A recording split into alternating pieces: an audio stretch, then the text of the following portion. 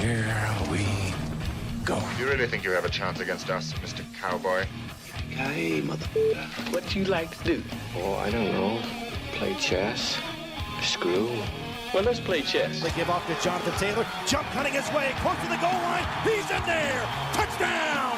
I-N-D-Y. Jonathan Taylor.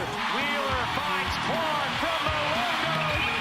Here's Halliburton into the front court. Mishandled it, but gets a shot. Hits it. Hits it. John, I have never been better to be on the air with you here in Indianapolis, a place where so many of my dreams have come true. The Ride with JMV on 93.5 and 107.5. The Fan. 5:28 to go. Halliburton to the left sideline. Gave up the dribble, and he turned it over. This has been a colossal, epic meltdown here in the fourth quarter after they had played so well to cut it down to 2. Tyrese Halliburton, the Pacers, a strong comeback, but the Thunder had the answer. It's 3-2. OKC in front here in the NBA Finals. The Oklahoma City Thunder are 1 win away from an NBA championship. The final score in Game 5 was the Oklahoma City Thunder 120, the Indiana Pacers 109. We had 23 turnovers for 32 points. I mean, that's the game. So, we got to do a heck of a lot better there. I feel like we did a good job in the second half of putting pace in the game and, really getting out and running. We thought we did a better job of that in the second half, but we really got to cut down on those turnovers. The turnovers are really killing us right now, especially in that first half. So we know we can be better there. We got to be ready to go for Game 6. There you go. Game 6 is coming up on Thursday. The Pacers now down 3-2 in the best-of-7 NBA Finals. And, James, we do have a little bit of news, courtesy of Shams at ESPN, their NBA insider, regarding the relative health or lack thereof of one point guard Tyrese Halliburton. All right, this is according to Shams about 6 minutes ago. So as I was yip-yapping with Jake about Wang Chung and everybody have fun tonight at the Fishers Event Center, Shams reports the Pacers star Tyrese Halliburton believed to have suffered a strained right calf and will undergo an MRI to determine the severity of the strain. And that was right before 3 o'clock right there. So, Now, I know that Halliburton had mentioned that he would end up playing if he can. I guess we'll find out the severity of it and see what happens after that.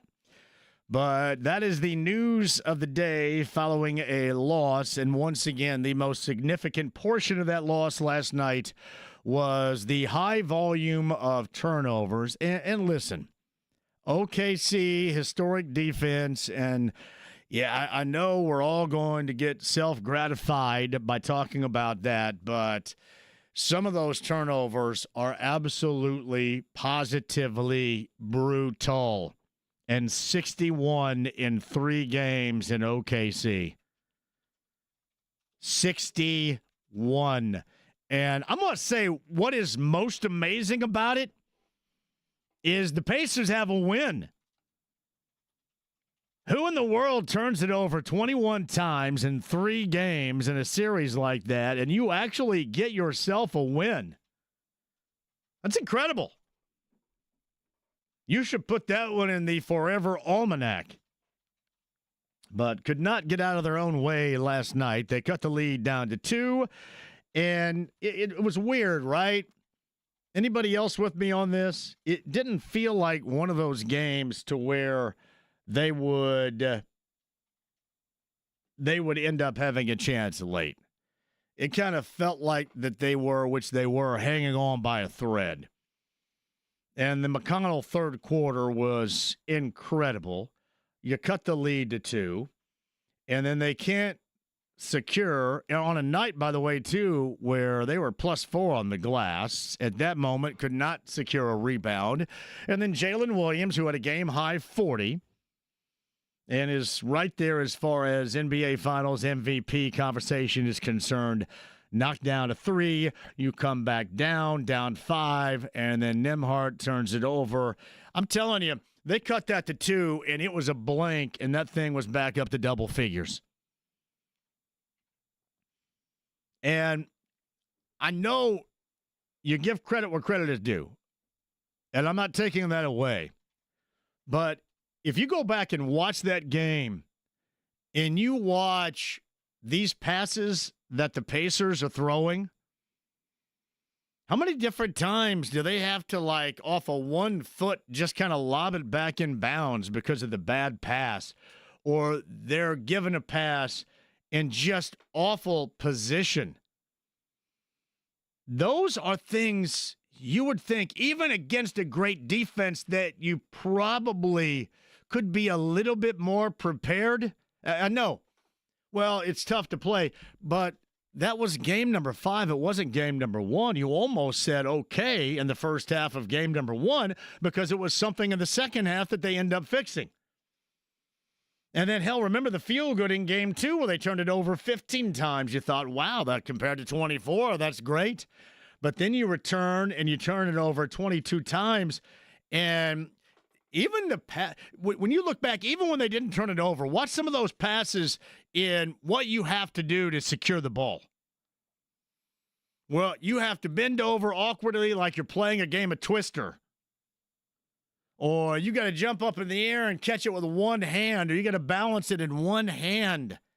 This is just not quality ball security, and it is more than just the Thunder. This is the Pacers. It's them. I'm not taking anything away, but you have to be able to be more secure with it. So much of that is just, I don't want to say half-ass passing, but you have to work way too hard to even catch it. That's why it is more important than ever, because this normally, you watch this, when they get in the half court, my God, you have no idea where the ball is going. It is flying around. Absolutely everywhere.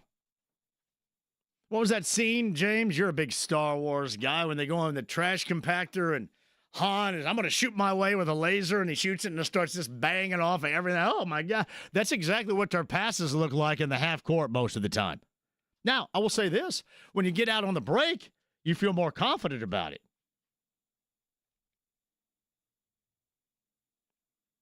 But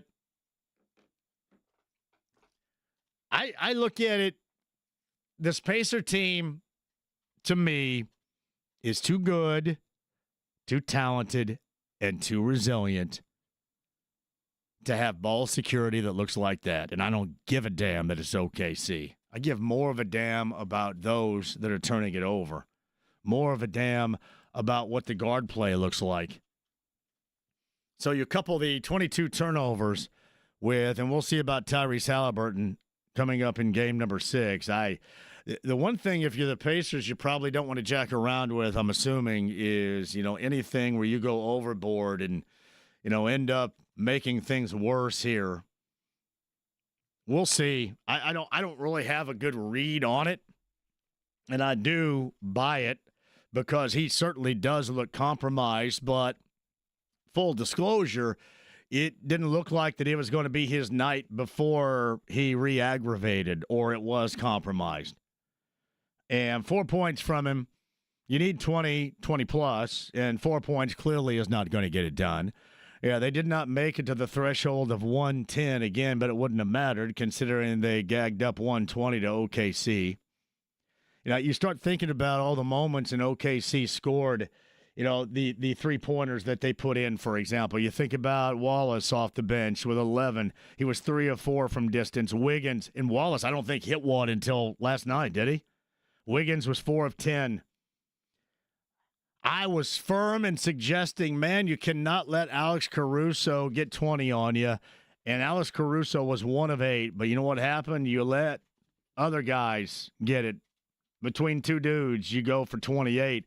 And I think most importantly, 7 out of 11 made threes. And if you go back and look at it, and then you couple in Lou Dort banking one in, That's a lot of points for the Pacers to overcome. And really, I mean, all you have to do is look at the math and see where that game would be if you don't end up surrendering that high volume off the bench from three. And then Dort obviously pumps in that banked in three, which was absolutely ridiculous. Because, I mean, now you know what you're going to get out of Gilgeous-Alexander. And certainly in the past 3 games, you know likely what you're going to get out of Jalen Williams. Holmgren and Hartenstein, I didn't think were issues whatsoever. Holmgren was 4 of 15. Hartenstein was fairly, at times, non-existent. 13 points between them. That didn't matter. But again, surrendering 28, check that, 25 off the bench by 2 guys. And again, most importantly, 7 of 11 from distance. And you can look back, and all those were moments where you felt either momentum by the Pacers, it was snatched, or the Thunder was piling on that momentum. It was like one of the two. It was never just, hey, it's rhythm and it's a back-and-forth game. It was always something that was memorable. And there was a reason behind it. It was like the Jalen Williams 3 when they were only up 2 and the Pacers were making that run, and T.J. McConnell was just fantastic in the third. I've asked this before. I do realize that there are going to be limitations on this. But I thought last night you were giving up so much defensively anyway, and things weren't working, whether we're talking about Halliburton or Nembhard. And you have to take another look, don't you, at McConnell?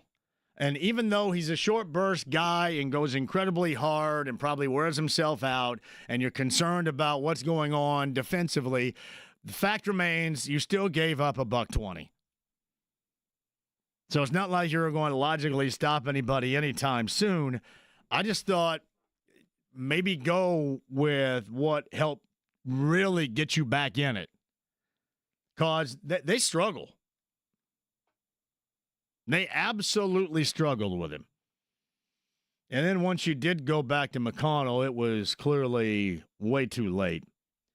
But your backcourt can't look like that. You got to get more. I thought Pascal Siakam looked as good, honestly, as you could ask. You know, Miles was, I guess, pretty good if you look at it, 13 points and 6 rebounds. Certainly that was a hell of a lot better than the last game for him. And you look at what they gave up with the OKC bigs. I mean, that was basically nothing. But you know you're going to give it up to both SGA and Jalen Williams. You just cannot have that production, and especially in those moments with anybody off the bench like that. And both Wiggins and Wallace gave it to him. So an MRI on the inbound for Tyrese Halliburton, and we shall see. I can't imagine they allow him to give it a go if he's going to be anywhere in the neighborhood of what he looked like, especially afterwards. Here's the other thing I do want to talk to you about, and this is a little bit more preparation than anything else. I don't want to see OKC celebrate at Gainbridge Fieldhouse on Thursday. I, like you, want to see this thing pushed to the limit. And then, you know, what the hell happened? Whatever. Right? OKC all season long has been the better team. But I would suggest to you, and this is not all of you, this is a small percentage, and I know it's a small percentage of mostly numbnuts, knuckleheads.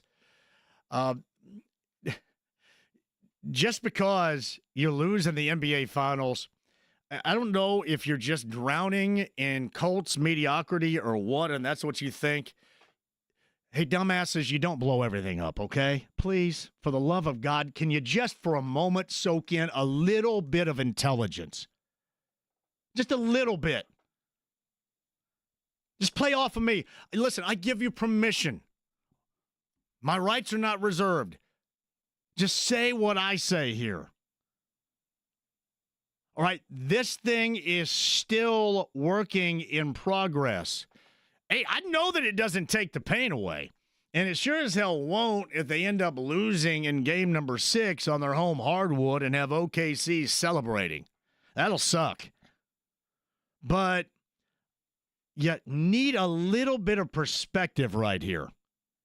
So a lot of you are telling me you want to go back to where it was 3 years ago.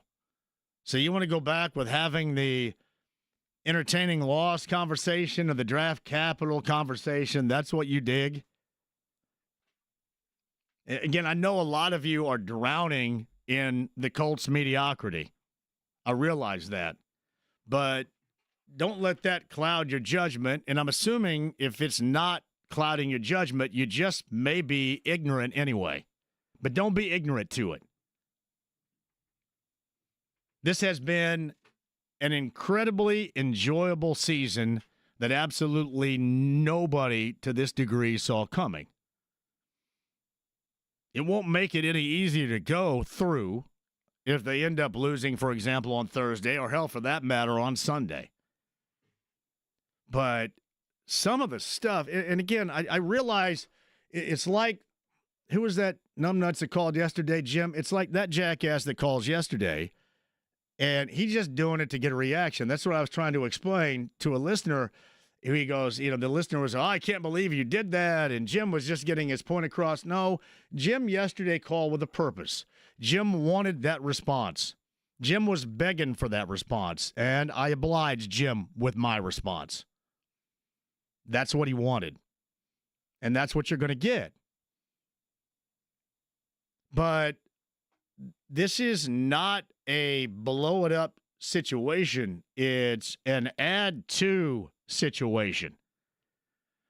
For the love of all that is holy, look around the Eastern Conference right now and see what's happening.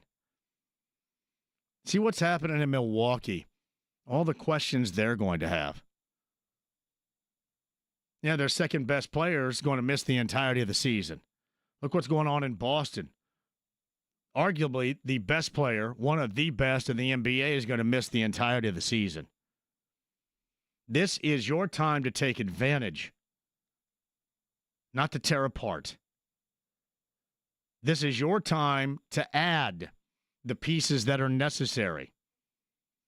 I, for one, was thinking about this a little bit last night. Hell, I don't know what he's going to look like, and I'm not having these visions of an incredible production off the bench, but I can't wait to get Isaiah Jackson back. Because you've got an offensive dude and a defensive dude and a board guy with energy and skill coming off the bench. And I know that, coming off an Achilles, there is always that question until you see it. But you're going to get Isaiah Jackson back. And if you're going to go into this so-called secondary apron of the luxury tax, make it worth your while. There have been many before you, like Brooklyn has gone in it and has, end up being SOL.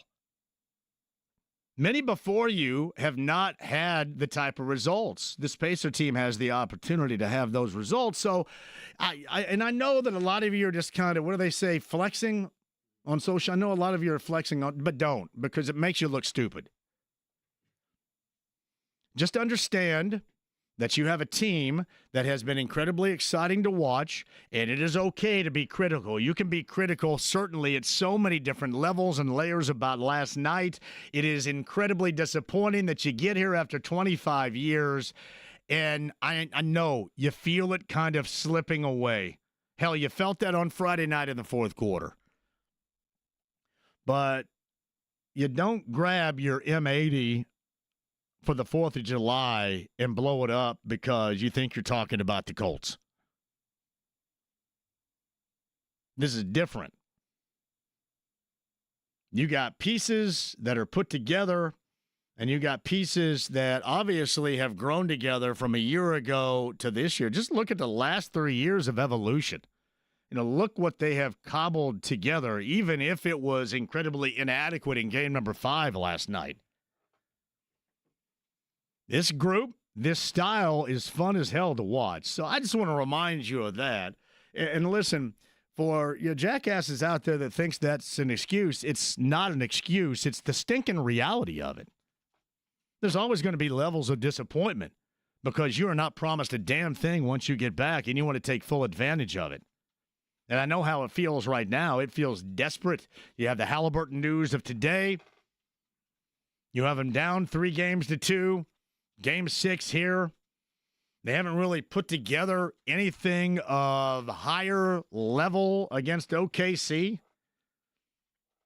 Now, let's just face it, they're fortunate to be where they are, down 3-2, but they also have the opportunity to push this thing to the distance, and I don't think anybody at all called that at the start of the year. And sure as hell, nobody called that in middle December when we thought, what in the hell is this product? Because it sure does not resemble what we witnessed a year ago.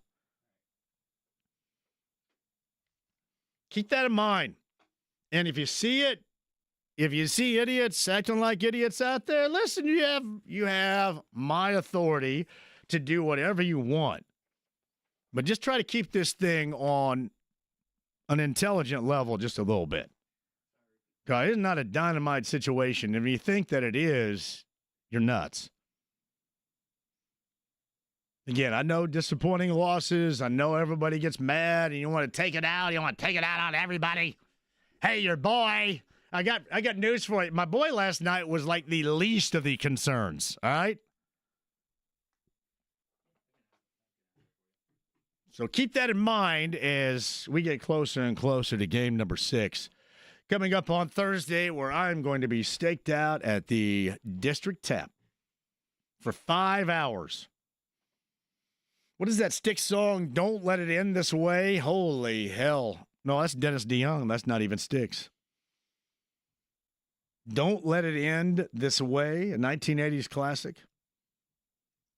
Absolutely has to happen right there. You do not want it to end at home with celebrations that do not involve you and your team and your organization.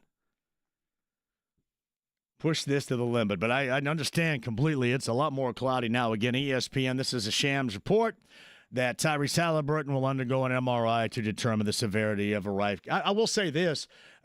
He was going to undergo an MRI anyway, right? You knew that. I mean, they were going to check this up. So basically, what we're being told right now is, okay, this is kind of what we already knew, but this makes it sound worse. Like when you say, and especially around here when you hear like calf strain, you go, oh my. So what's next now? How long?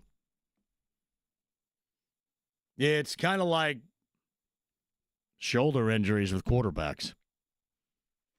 Calf strains with Pacer players.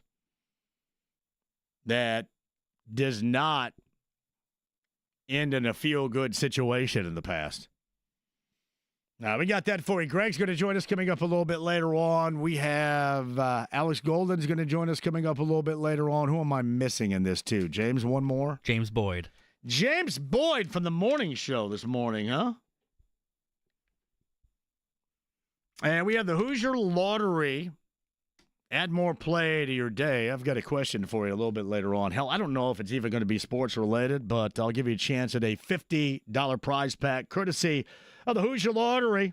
Add more play to your day. Must be 18 or older to participate and to play with the Hoosier Lottery. So we'll do that coming up a little bit later on. Jerry Seinfeld tickets we shall give away as well. Meantime, 239-1070 is the number. If you guys want to jump on board, you can. Email address is jmv at 1075thefan.com. Again, Tyrese Halliburton will undergo an MRI, and they will determine the severity of what is being described as a right calf injury. Pacers also making a draft deal a little bit earlier today, trading the 23 pick and the rights to Mojave King to the Pelicans for, well, their own 2026 first-round pick, back which the Pelicans had previously acquired.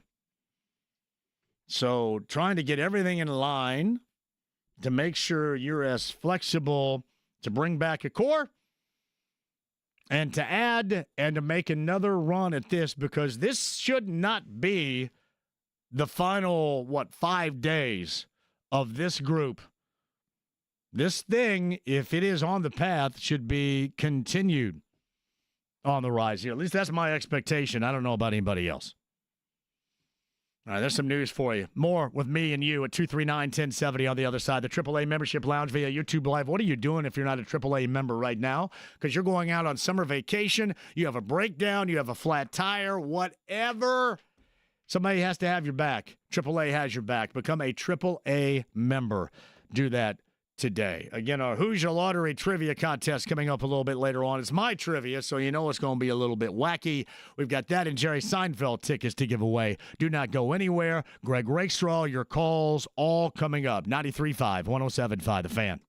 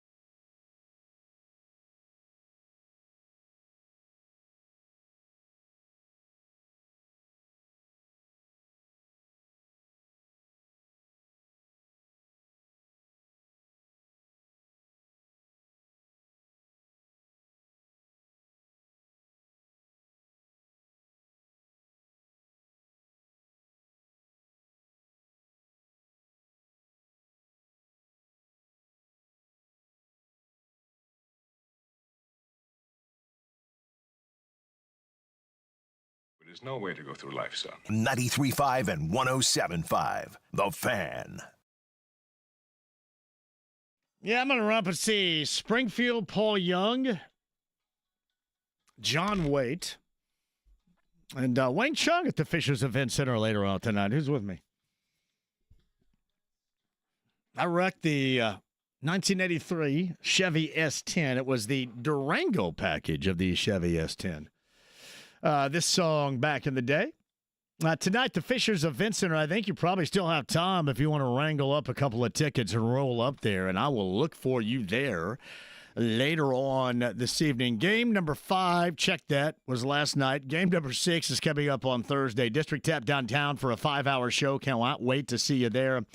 And Tyrese Halliburton will await the news of what they find out, at least severity-wise, of the MRI that he will undergo on the strained calf. That news hopefully coming up at some point. Nick writes this: I don't think they need to start over or anything crazy, but they need another legit scoring threat. Tyrese is not consistent enough. I don't know how they can replace Aaron or Andrew defensively, but we cannot score on elite defense at this moment. Well, they're definitely struggling against OKC. I would say this. You put up 109, you wanted to put up 110, but you would have if you just don't turn the ball over 22 times. How about that? I want to give the best defense in the NBA all the credit in the world, but I do also want to say my ass a little bit. They threw that ball around like it was on fire, and especially in the half court. So while I give credit, so much of that was on the visiting team last night. Just watch how many different times, even on the normal passes, you got to bend over and you got to fall down and you got to jump in the air with one hand. Thing was flying around everywhere, and not all of it is because of this locked down OKC defense. Seriously, I think that's stuff you can fix on your own.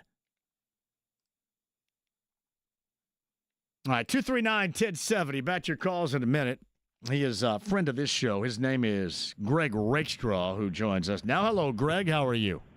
I'm good, my friend. How are you? What's your takeaway from, I'm assuming, watching a great deal of game number 5 last night, my brother? Oklahoma City is really good. The Pacers were not at their best last night. I'm not sure they can beat Oklahoma City if Tyrese Halliburton is going to be compromised in game number 6. But if you're Rick Carlisle, everything, you don't even acknowledge game 7. It is kitchen sink time. It is everything you got just to get it to game 7. And from a Tyrese perspective, this is the nice part about switching how we do the format of this to go to 3 days between games, because basically Tyrese is going to live on a training table in the training room until about 8:30 on Thursday night. And then it is give it the absolute best that you can. And if it's less than 100%, it's probably time to hand the ball to T.J. McConnell and see what might happen. Yeah, I thought maybe the kitchen sink came at him last night with the extended play of Tony Bradley off the pine. That's where you don't have much in the way of options in terms of backup center. Right. And I'm trying to make sure we live in the moment and not get into the usual June and July conversation as to, player moves, free agency. I mean, my God, it's been 25 years since we've been in the finals. Let's enjoy this run for as long as we can. But if you're looking for something that might change, clearly it seems pretty evident the Pacers are making moves to be as cap-friendly as possible to go into the luxury tax to be able to keep Miles Turner. But you're probably going to go shopping on the veteran market and try to figure out who you can convince to play for the veteran minimum to chase a ring, because we are now back in that business here in Indianapolis. So Greg Rakestraw, he is on the Andy Moore Automotive Group hotline. So I said this. I think some people, and I think it's kind of the way that some fans go, especially if you're kind of a knucklehead, right? This all kind of seeps in to where you get all this blow it up Colts conversation. You drown in that. and you think that all is lost and you got to blow this up. No, what you do when you have now ownership that certainly from what we have been told, they're cool with going into an extra layer or going into the salary cap, the luxury tax for the first time anyway, but even, going to the next apron of that. I mean, you take advantage of it by addition. You keep the core and you add, as opposed to a lot of thought last night with that disappointment from a lot of knucklehead fans saying, well, you got to blow this up and start all over again and start saying what they normally say. I have to remind people, Greg, this is not that type of situation at all. I was thinking for the last 90 seconds after I heard you read that tweet, how do I phrase this without make James go diving for the dump button? The most postseason games you can win are 16. The Pacers have won 14. This is tied for literally the best season the Pacers have ever had in the NBA playoffs in 50 years. You're thinking about blowing something up? The hell is wrong with people? You're going to bring this group back intact because that's what you're supposed to do. You just reached the conference finals and then backed it up by reaching the NBA finals as a 4 seed. And again, we really shouldn't be talking about this in the past tense because it's not over with yet. Yes, Oklahoma City is the favorite. Yes, Oklahoma City is really damn good. And I think their best is probably better than the Indiana Pacers' best. But, man, crazy things happen. You get a game at home, you win that game, and Lord knows what might happen in game number 7. Yeah, you don't want – you're not changing anything. And you just don't want any visiting team celebratory action going on in your home hardwood. I mean, that's regardless of the circumstances on Thursday. Your motivation is to just play one more, and I would agree with you. Who the hell knows after that? But I do know this. I know that OKC's defense is good, but 22 turnovers. And, Greg, you watched, for the most part, the Pacers in the half court is an absolute mess. And a lot of the throwing the ball around in the fashion in which they do, while you understand that the D against you is good, some of it is not because of the D. Some of it is because of the Pacers and that lack of execution that we witnessed last night. Both things can be true. There are open looks the Pacers have had in every other series that have not existed in this series because of what Oklahoma City does better than anybody else in the league. The Pacers at times been complicit in their own demise. Absolutely. That has been the case as well. So this is the case where Oklahoma City is really damn good, but could the Pacers be playing better? Yes, they can be as well. Greg Rakestraw is on the Andy Moore Automotive Group hotline. So, hey, you, high school level-wise, switched from softball to baseball coming up this weekend, correct? That is correct. I have the 1A and 3A games on Friday night. I see Couts and Lutheran. Couts, a very unique story. Their leading hitter, their top pitcher, one and the same, and he is a freshman. So telling that story is going to be fun. And then you get to the 3A championship game, Andrean and Jasper.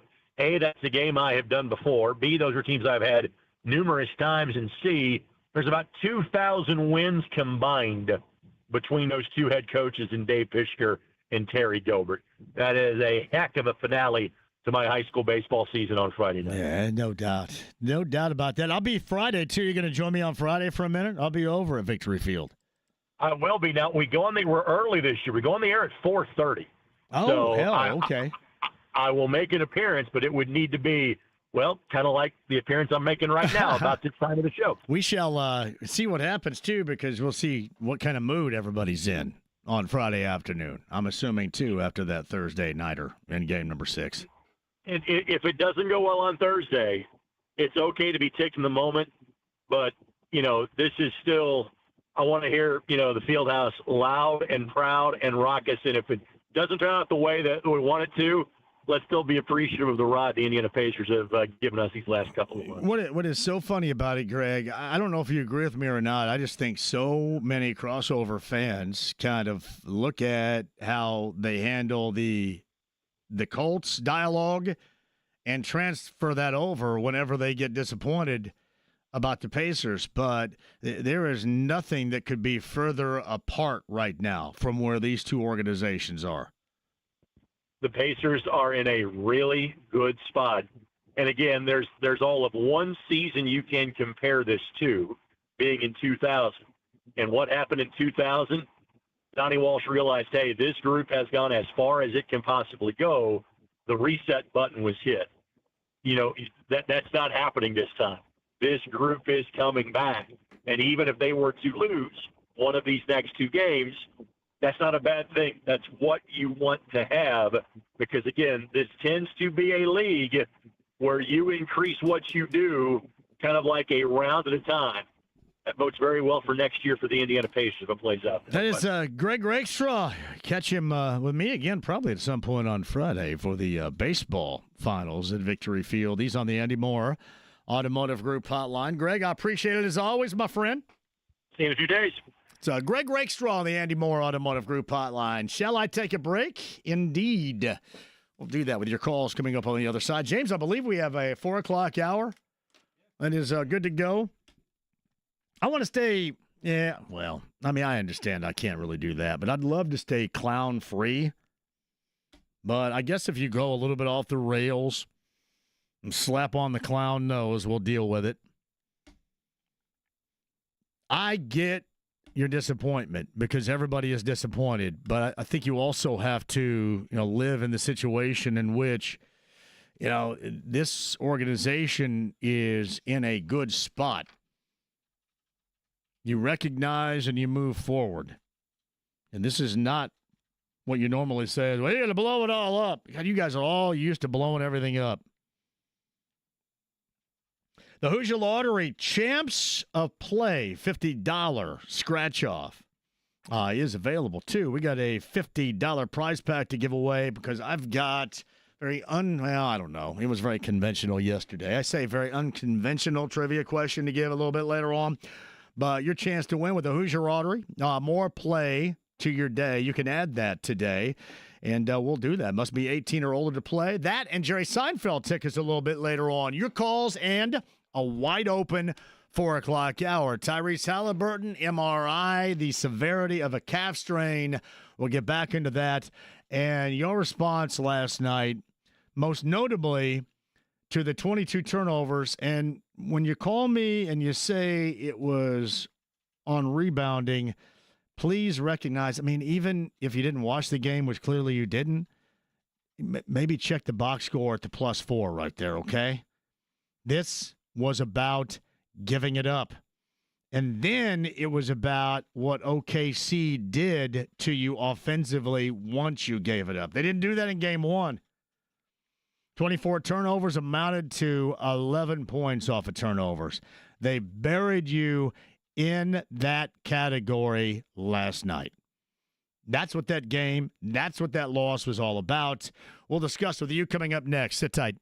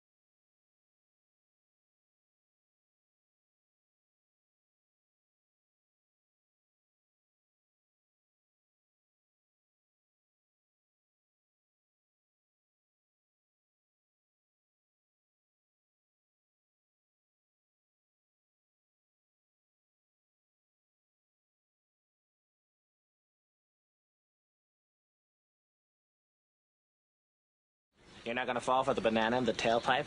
It should be more natural, brother. It should flow out like this.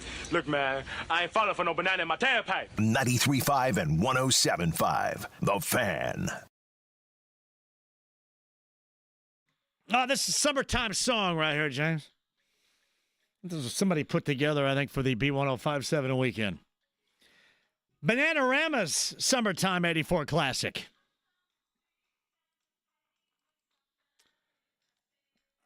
Jennifer says Gamebridge is going to be full of OKC fans, too. A lot more than there. I would expect that. That's going to be unfortunate. Corey Kinney says, this feels like when Jonathan Taylor dropped the ball on the 1-inch line and we lost to Denver. You knew it was over. I will say this, and Corey, this is not on you. You just kind of stirred a couple of thoughts that I had last night. So I get this all the time. And I know that's a part of the dialogue, especially that goes on social media. Where, man up this, and, if I were there, it'd be different, and I'm tough, and you're not. I'm going to say this. A lot of you have acted really tough and tell me all the time what you would go through, and you're the same ones that are calling it a day. Why do you quit so easy? I'm just curious. I know things suck, and last night stunk, and I know you're down 3-2, but I will have to ask, because your manner doesn't match what is supposed to be your personality profile here. Why is that? So you're really, really tough, but you give up this easy? That's what happens? I'm not trying to give you a John Belushi Animal House speech of any kind here, but it's just weird, that dynamic that goes on. Yeah, I'm really tough, and I would do this, and I would do that. Well, first of all, you're probably not doing a damn thing. Secondly, I'm just curious if indeed you're accurate and you are that tough and you're a badass. You're giving up this easy? You want to give up that easy? Why would you want to do that? And it's not going to be, for example, if they were to lose Thursday or if they were to push it to Game 7 and on Monday, it's going to sting. Man, losing stings. But I think there's going to be a point when you do look at this in the rear view and you gain a lot more appreciation about what these guys have accomplished in this. Even with fourth quarter of Game 4, even with last night, and certainly with the relative sting that clearly is going to be there if they don't end up putting together 2 consecutive wins. I know it's natural. But I will say this, one of these days you will grow to appreciate exactly what you have witnessed and the evolution of this group. It may not be next week if they don't make it, if they don't win it. But at some point, I promise you this, that's how you will feel. And believe me, I may not be the brightest bulb in the pack, but I'm right about a lot of things, and I damn straight will be right about this. A quick break, we'll come back. It's all me and all you guys coming up in the 4 o'clock hour, so I can't stop you. I can only hope to contain you. The 239-1070. I'm just not going to turn it over 22 times. I'm going to pass it around like it's on fire in the half court either. Quick break. We'll come back with you at 239-1070. We've got Boyd coming up. We got Golden coming up at the 5 o'clock hour. Hoosier Lottery trivia with me and Seinfeld tickets on the inbound, too. Stay there.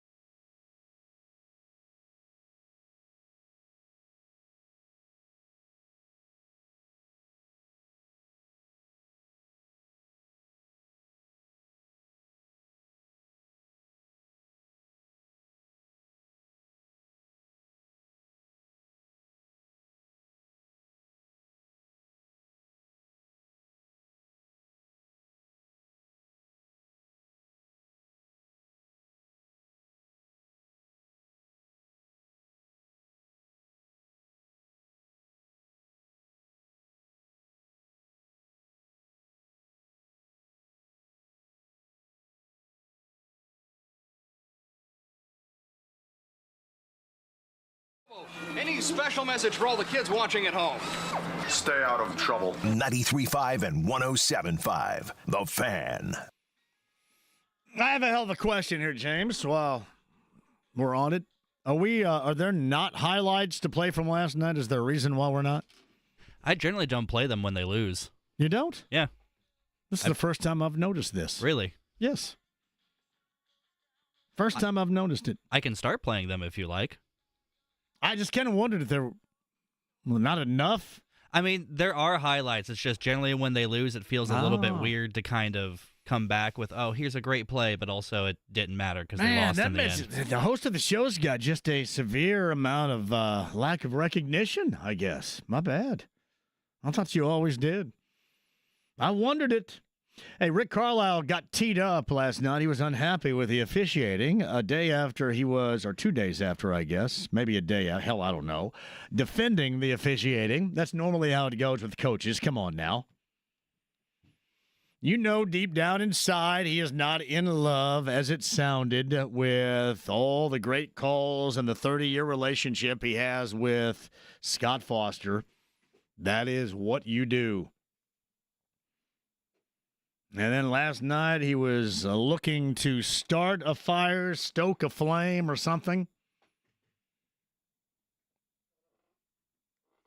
I'm not a Goebel fan either. I'm a little bit different. I don't so much completely dislike Bros or Foster as much as I don't like Tiven or Goebel.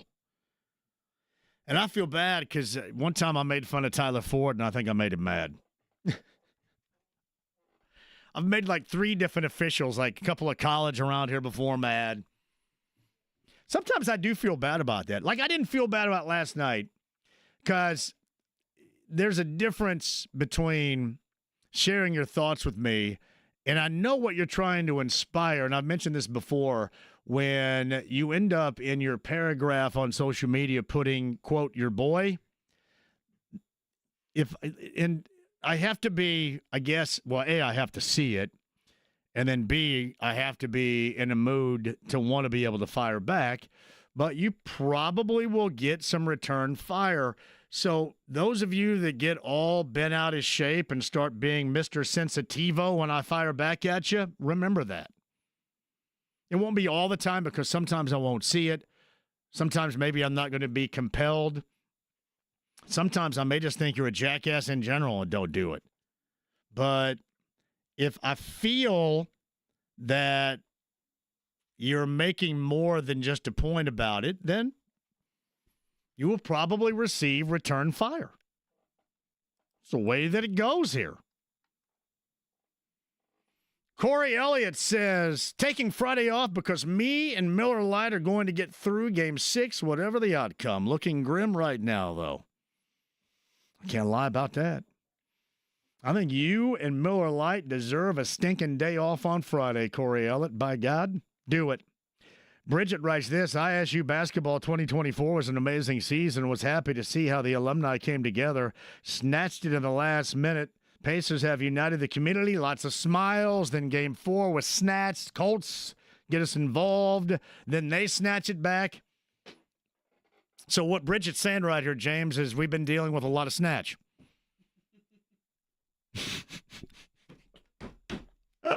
There's zero way I'm letting that go by. None. Zero. Come on now. I love Bridget. No way it can be phrased like that, and you know who you're dealing with when you send it. I love you, Bridget. And didn't you say something earlier about your house and there being a lot of, what was the word, trim around your house? A lot of trim. Yeah. Yeah. I have very, very popular trim at my house. Very strange. Very strange trim. 389 to go to Thursday night's game. If Halliburton is out, it'll go lower. It's BT's thought. JMV, my issue is with the announcers and commentators for ABC/ESPN. I believe, for me, they have made this series unwatchable. They have made me doubt this team, but I decided I'm not going to listen to them anymore. It's made me feel better about supporting this team, win or lose. All right, a couple of different things here. You cannot in any way listen to the ESPN National Club. You can't do it. Whether it's Stephen A. Smith or Kendrick Perkins. I think Bob Myers is pretty harmless, but I don't give a damn about what he has to say either. Now, with the TNT guys, I'll listen to that. And once they take over and then everybody's ass gets kicked to the curb, that'll be a beautiful thing. But until that point in time, I would suggest, just like you have done, is to silence it. And it does turn people away. And think about that. That comes from you as a deeply rooted Pacers fan. It turns those that are on the fringe, well, why do I have to watch this? All I do is complain about it. Well, this stinks. I don't want to watch that. What did Big Perk just say about it? Now, I'm not watching that. So, once these guys get kicked to the curb, whomever does, for a much better team in broadcasting, then I think you will feel better about it. And the other layer to this as well is this is 100% accurate. There are a couple of people that talk about this series that had started watching the Pacers maybe a week prior, and you can tell. And I know I always double back to this point, but this is what I do, so please bear with me. There's a reason why the 9 hours you get a day of our local shows should be valued. Even if you hate my guts, even if you think I'm full of crap, even if you don't like me, even if you think I party too much and all you do is get drunk and all you do is make 12-year-old remarks, even if that's how you feel about me, for example. What I'm going to have for you every day is the content that you care about. And you're going to know that I'm as invested as you are about the content that matters to you. Nationally, simply put, they don't give a fat crap about you. None of you. They think you're going to be there like aimless, walking around the countryside sheep. Here, we're always going to give you what you want. Now, it may not be something you agree about or agree with, but we're always going to give you what you want and what you're looking for. And as I mention all the time, that is the value of this medium that nobody else can give you, nobody else will give you, nobody else is capable of giving you, nobody cares to give you except for us. And I should also mention all of our friends that come on these shows and share their views. So if you're like me and then somebody comes up to you on Friday and goes, well, radio, I don't listen to radio. I just gave you, I think, a pretty compelling reason why local radio is and always will be, if done right and not half-assed, so incredibly important. And not just for the in-the-spotlight moments like this. Every day. All right, 239-1070 is the number. Let's start with Ramon on line one, James. Give it to me, Ramon. That sounded weird. Hey, Ramon, how are you? Join the show. That sounded better. Yeah, how you doing, JMV? Go ahead, brother. Thank you for taking my call and all your salient points are well taken. I just had a couple things. I know you got a lot of people want to weigh in. Sure thing. Had a pretty good 4 weeks with the Pacers on FanDuel, so I didn't take game 4, and I didn't take yesterday. I kind of stayed away from that. Well, I had a 3-person parlay with Shea Gillis, Chet Holmgren, and Halliburton. Halliburton, the only one panned out with the more than 2.5 turnovers. But other than that, I kind of stayed away. What I just want to ask you something. Is Rick Carlisle off limits in criticism? No, I don't think so. I think he's taken a – see, it's weird, right, Ramon? Remember, It was 2 games ago when he was out coaching Dagnall like crazy. He was out coaching, and I mean, it has changed dramatically. I just don't – I think it's just more the execution of his guys and not so much. I mean, you can question whether or not he wanted to sub back in McConnell, and that's okay. But let's face it, if you turn it over 22 times, you don't reach 110, and Tyrese Halliburton scores 4 points, you could probably have 2 McConnells out there, and you're not going to beat OKC, if that makes sense to you, right? He is not above criticism, but I think that their issues are more deeply rooted in the moments in which we have seen in the past 2 games, in the fourth quarter of Game 4, and certainly throughout Game number 5, in more of a lack of execution. But that's what I'm trying to get to. It's like, okay, you should be able to adapt to situations. To me, I don't understand how. Okay, you just talked about the frenetic, the ball all over the place. They look like a chicken with the head cut off. Yeah, they look like a junior high team. Now, I will say this, Ramon. I want to make sure I give credit to, again, this historically incredibly productive defense of OKC. But I think we all can realize that when the Pacers are in the half court, it scares the crap out of me. Because I don't know where the damn thing's going, and I don't know what's going. But what? Yeah, why not go to your best 2 players, run screen roll down the stretch, and then make sure you got everybody else ready to catch and shoot, and then you can either get to the basket or you can get that swing out. Other than that, I don't understand. I've never seen them run like, because that's how Williams was doing. Williams was calling for Hartenstein screen, running screen roll, and then Wallace and Wiggins or Dort was ready for the catch if they needed to get it. It was simple basketball. I'm just trying to figure out. NBA coach. Hey, Ramon, let's get on the same page just for a second here and listen to what I have to say, and you can respond to it. Okay, Williams goes for 40, and you have SGA goes for 31. Both of these guys are on heaters right now, so that's what you can expect. But I think what is more compelling and the reason why the Pacers lost certainly is you turn it over 22 times and they score, 30-some off of those particular turnovers, which you cannot survive. But when you give up 7 3-pointers made off the bench to 2 dudes and then a banked-in Dort shot, they end up losing by 11. And if you can just stay away from those areas, I think that lessens the margin for error right there. So I think you can almost get away with giving out robust stats to 2 guys because their bigs didn't do anything. But what you can't give up is what you gave up to Wiggins and Wallace, and then that banked-in Dort 3 was incredible. So, I mean, and then obviously the points off of turnovers, that's where it all starts, and you're not going to survive that. So I look at that more than just a Carlisle situation, the lack of execution. If you want to go back to McConnell, you and I are on the same page with that, because I think then you exhaust every last opportunity to try to cash in on something late in that game, which by the time he re-entered the game, it was too late. It was too late. Yeah, I just want to see maybe a little screen roll more, slow it down just a little bit. And here's one more thing to you. With a compromised Halliburton, or even with a more healthy Halliburton, he's doing so much lateral moving and dancing out there and dribbling and nothing happening. I think you have to have a little bit more action out there offensively to try to find him a crease or a seam somewhere a little bit, don't you? I think so, too. Yeah, Thanks, Dan. We appreciate you, Ramon, man. you call anytime. Thank you very much. Appreciate that. Yeah, District Tap coming up on Thursday.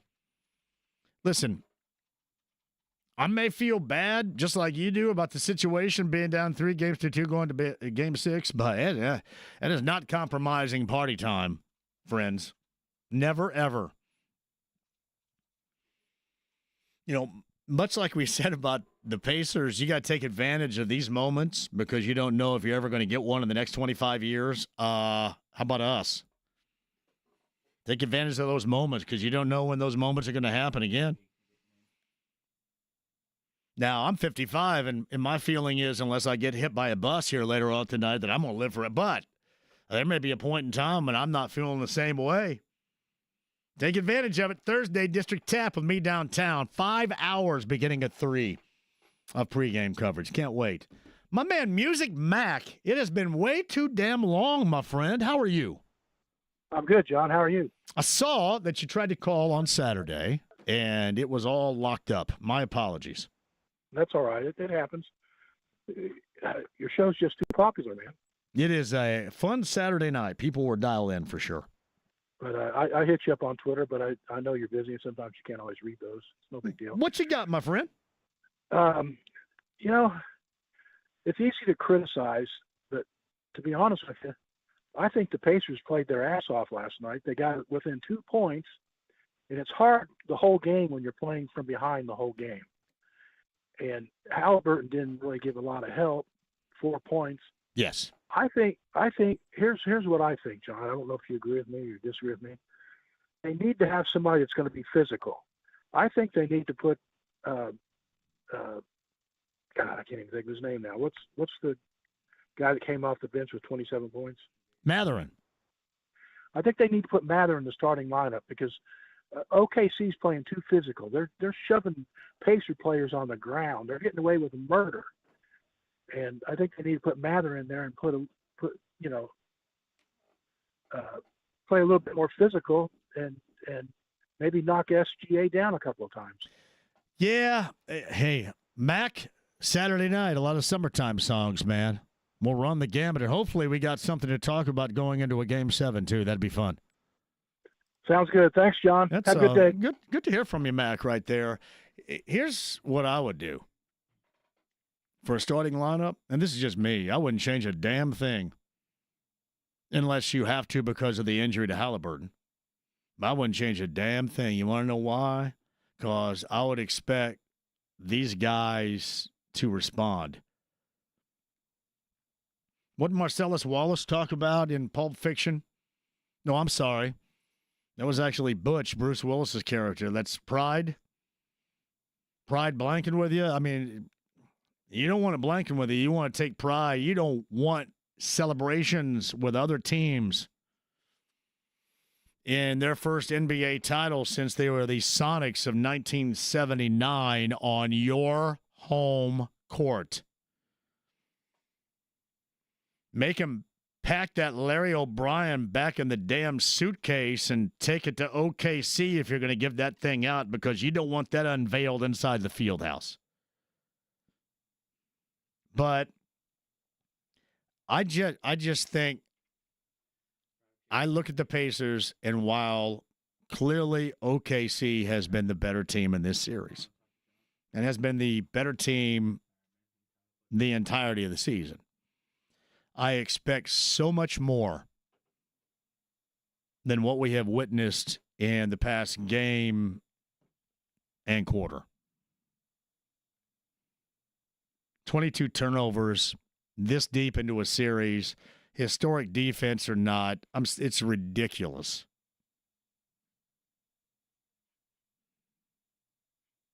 I love the way that McConnell and this team punched back in the third. And more of that. Look back at game number 3 when they punched in the fourth, when they suffocated OKC in the fourth. I know things can be severely altered without Halliburton, but think about it. The game was severely altered without Halliburton. He scored 4 points and had no field goals in game number 5. Yeah, there's a little bit of thing about pride right there.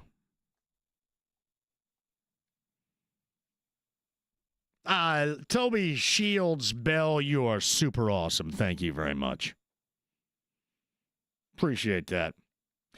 Jeremiah says, I completely agree with Rakestraw. There's no way the Pacers organization blows this up. Well, and I'll stop right there too, Jeremiah. That's some of the stuff. And I realize that a lot of it is frustration after the fact, and you're mad, and then you don't have any place to cut it loose or let it out, and you do it in social media. I'm just trying to help you, trying to advise you, encourage you not to read like you're the dumbest person of all time. If you really want to tag yourself in social media as a dumbass, or let's just say, for example, you have and you don't want to do that any longer, go back and read some of my timeline from last night. And it doesn't matter who you are. Like, there's an attorney in Fishers that doesn't know his ass from nothing, basketball-wise. I would advise you just to chill out for a moment. And again, recognize, it'll be a second, but you will come to appreciate it. Even in all this disappointment of being as close as they are if they don't get it done. This is not a Colts situation in the past 10 or so years where you have to take a stick of dynamite and blow anything up. This is a build on it group right here. You are fortunate to be a build on this group. And the other thing regarding Halliburton and this team, you want to know how many times going back to the Manning era before they won Super Bowl 41, I had to hear that about Peyton Manning and that team? You want to know how many times? How about every time? You know how many times I had to hear stuff about Rick Smits? Late 80s, early 90s, through the 90s. Yeah, this is old hat for me. I understand it, but I want to create a blueprint so some of you don't read like such incredible dumbasses. I am here to help. As much as I possibly can, I'm here to help. James, I'm going to do one more before we hit a break here. What's this guy's name? Oren? Oren. James, how the hell did you spell that? Hey, Oren, how do you spell your name? Because there's no way James spelled that son of a gun right. Yeah, it's O-R-R-O-N. Man, well, I'm from Greene County. I'm saying Oron. Does that work? Hey, that's good enough. That's good. Oron. I tell you what, I would embrace if they called me, oh, John. I'd like that. Did you? Oh, Ron. That sounds pretty good. Go ahead. Hey, man, first-time caller. Thank you, but, bro. But not the first-time listener. Though. Thank you, man. I've been listening for quite some time. And I tell you, man, you know what? I was just so hurt, and I was in a little depression because of last night. Sure. And I know you have been therapy to me because I needed that snatch joke, okay? Thanks. Well, I'm probably going to get in trouble for it, so I'm glad it was worthy. I'm glad somebody got a giggle out of it. Well, wait a minute. No, there was some synonymy to it. Hey, it was synonymous to the referee snatching that game from us. That's what they did. Yeah. They literally. Yes. I mean. Well. I mean, we helped a little bit with the bobbling of the ball and the carelessness of the passes and stuff, you know. And when they needed to be more sure about where they passed the ball, I love Coach Carlisle. I love my Pacers dearly, you know. But come on, guys, you were within 2 points, and you need to be careful how you handle the ball and everything, you know. And T.J. McConnell, God bless him, he was keeping us in the game, you know. Yeah, so, he was. Well, I will say what, Oron. I will have to pay for that comment probably in some form or fashion, but I'm glad you got a kick out of it. That's good. That makes me feel better. That makes it worthy. I'm going to let the people know that I support you. Thanks, man. I appreciate that. More than you know. Well, I'm glad you called for the first time. Thank you for listening, and you do it again soon, man. I sure will. Take care, man. That is Oron right there. This is Greg. I don't care if they lose by 1,000 in Game 6. This has been so much fun. The fans and the organization of the city should be so proud of what they have accomplished. And I know you're not going to get that feeling right now. And I know a lot of you so-called super tough, yes, the super tough out there, because you're super tough. And well, you know what? That's loser mentality. And then you give up immediately. Like the super tough out there are giving up right now. That's what's funny. And you know that giving up right now does not make you super tough. Makes you lame. Makes you wussy. You can't be super tough and then give up so easy. One of these days, though, you will tremendously soak up what this season has meant for basketball, professional basketball here. It may not be if they lose on Thursday. It may not be Friday or Saturday or Sunday. Or if they lose on Sunday in a Game 7, it may not be Monday or next week. But one of these days, I promise you this, and I'm always right about this stuff, you absolutely will. If you're on hold, I'll get to you on the other side. We go doubled up in the 5 o'clock hour. James Boyd of the morning show, Alex Golden of Setting the Pace, and a lot more for you. 2 times I'm out coming up Thursday and Friday. I shall explain. And our Hoosier Lottery question, the Hoosier Lottery Champs of Play, $50 scratch-off. We got a $50 gift pack to give away for a question that I pieced together coming up a little bit later on. Don't go anywhere. Be ready for that and Seinfeld tickets, too, on 93.5 and 107.5 The Fan.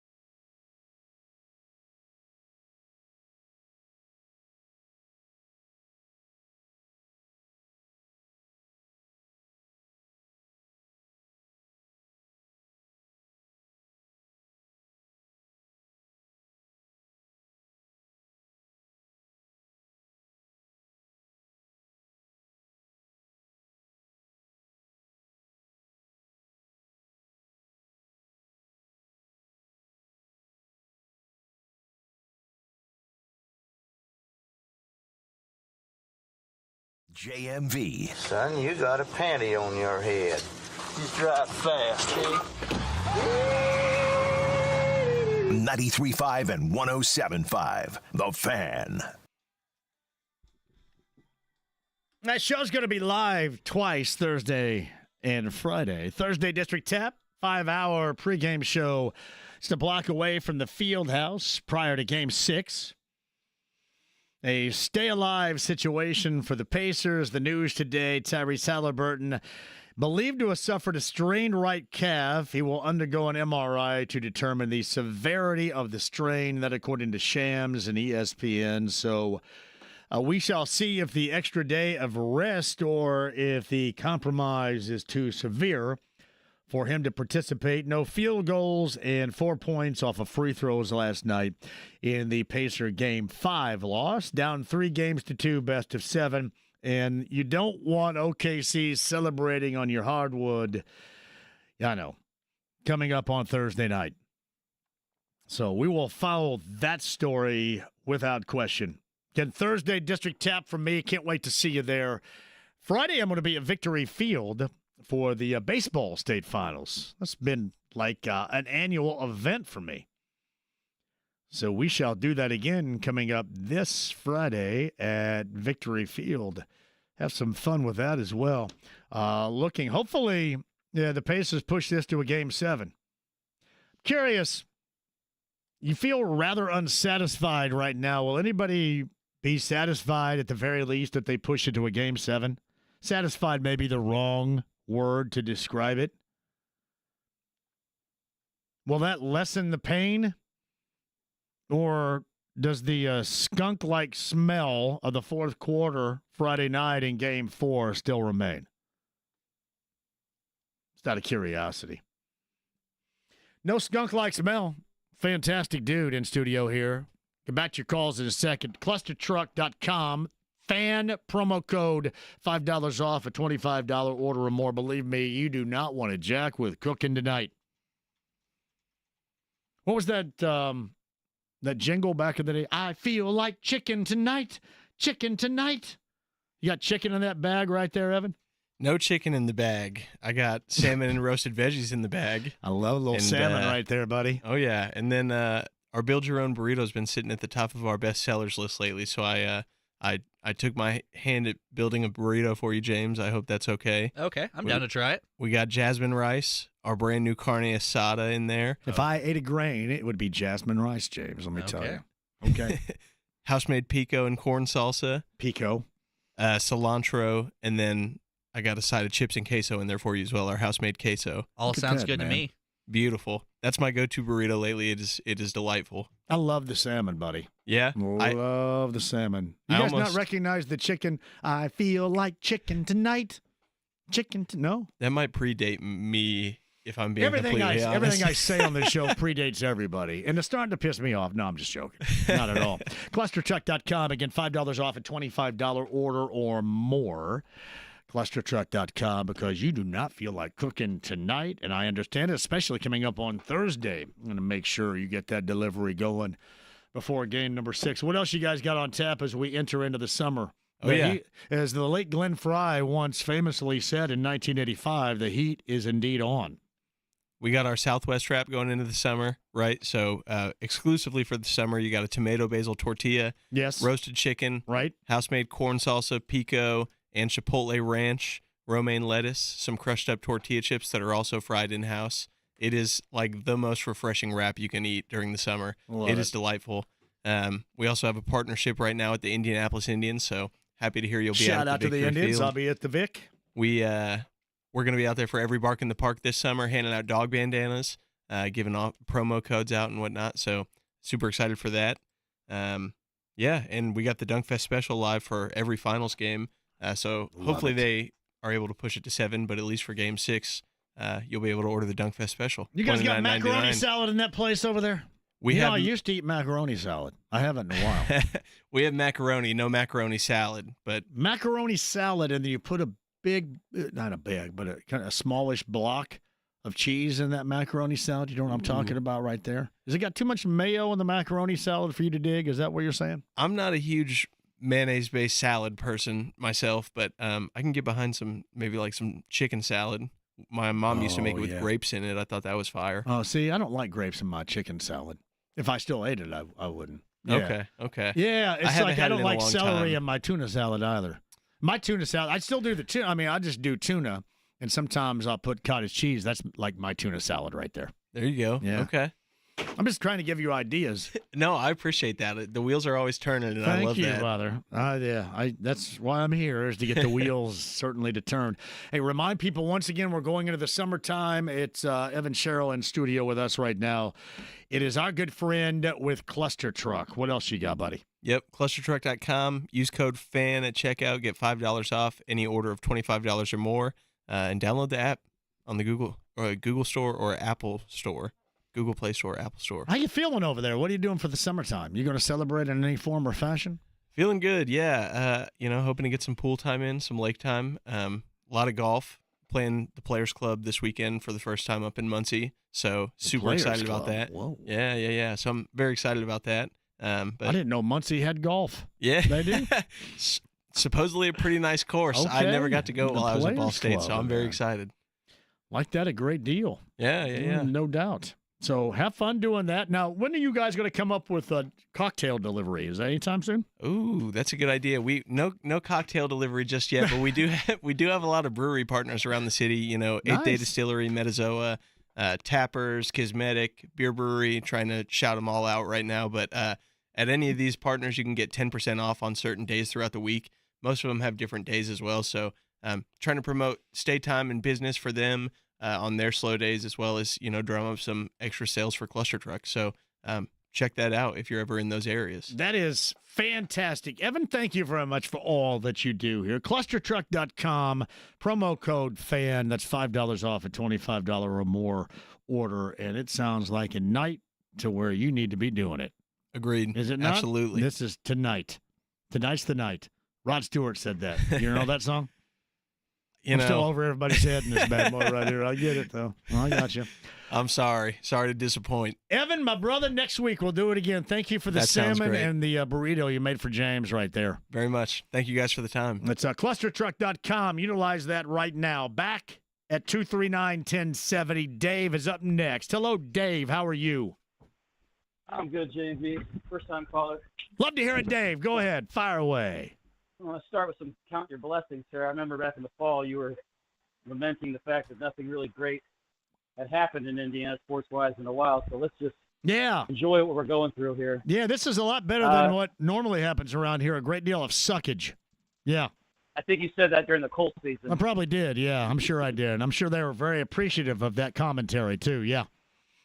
Well, I will say I think with the Thunder, I don't think they can cover five guys at once, and that's why you see TJ's up there open a lot, and so is Miles Turner. So if we get five guys that can shoot at the same time, I think we're better off that way to rotate Bryant in there instead of Bradley, because we got to pass the ball around different people. They're double cover our best shooter each time, and then that leaves somebody open. So if the fifth guy can shoot, I feel like that might be our solution, because I feel like they really can concentrate on 3 or 4 guys, but if there's a fifth guy that can put the ball in the hole, we got it. You know what's weird about what you just brought up here too? I think the Pacers invite high-volume turnover games when they dribble too much. And I know oftentimes they turn it over, at least last night they did on the pass, but if you look at all those times, how many of those were off the dribble where you dribbled too much or you dribbled into a bad spot, a no man's land location, and had no alternative but throw it up? You know what I mean?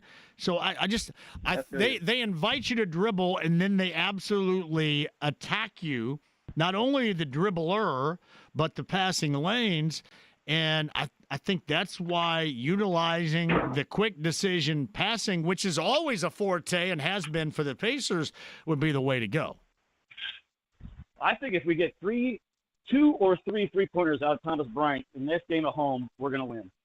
Well, first he's got to get up off the bench, I guess, right? Well, that's what I think. He should be off the bench because he can shoot. What's Bradley going to do besides get rebounds? Got to get up off the bench. What else you got for me, Dave? Man, I just want to say it's a pleasure listening to your show. I've always been a listener, and thanks for taking my call today. Thank you very much, Dave. That's very kind. That's Dave. Man, very nice. A lot nicer than people were to me last night, James.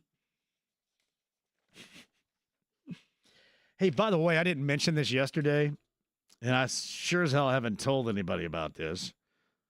But you remember when I did that PXG Pennzoil event the week leading up to the 500 out at the Brickyard? Vaguely, yeah. Have you seen that driver that's back on my desk there? I have not, no. I'm going to give that away.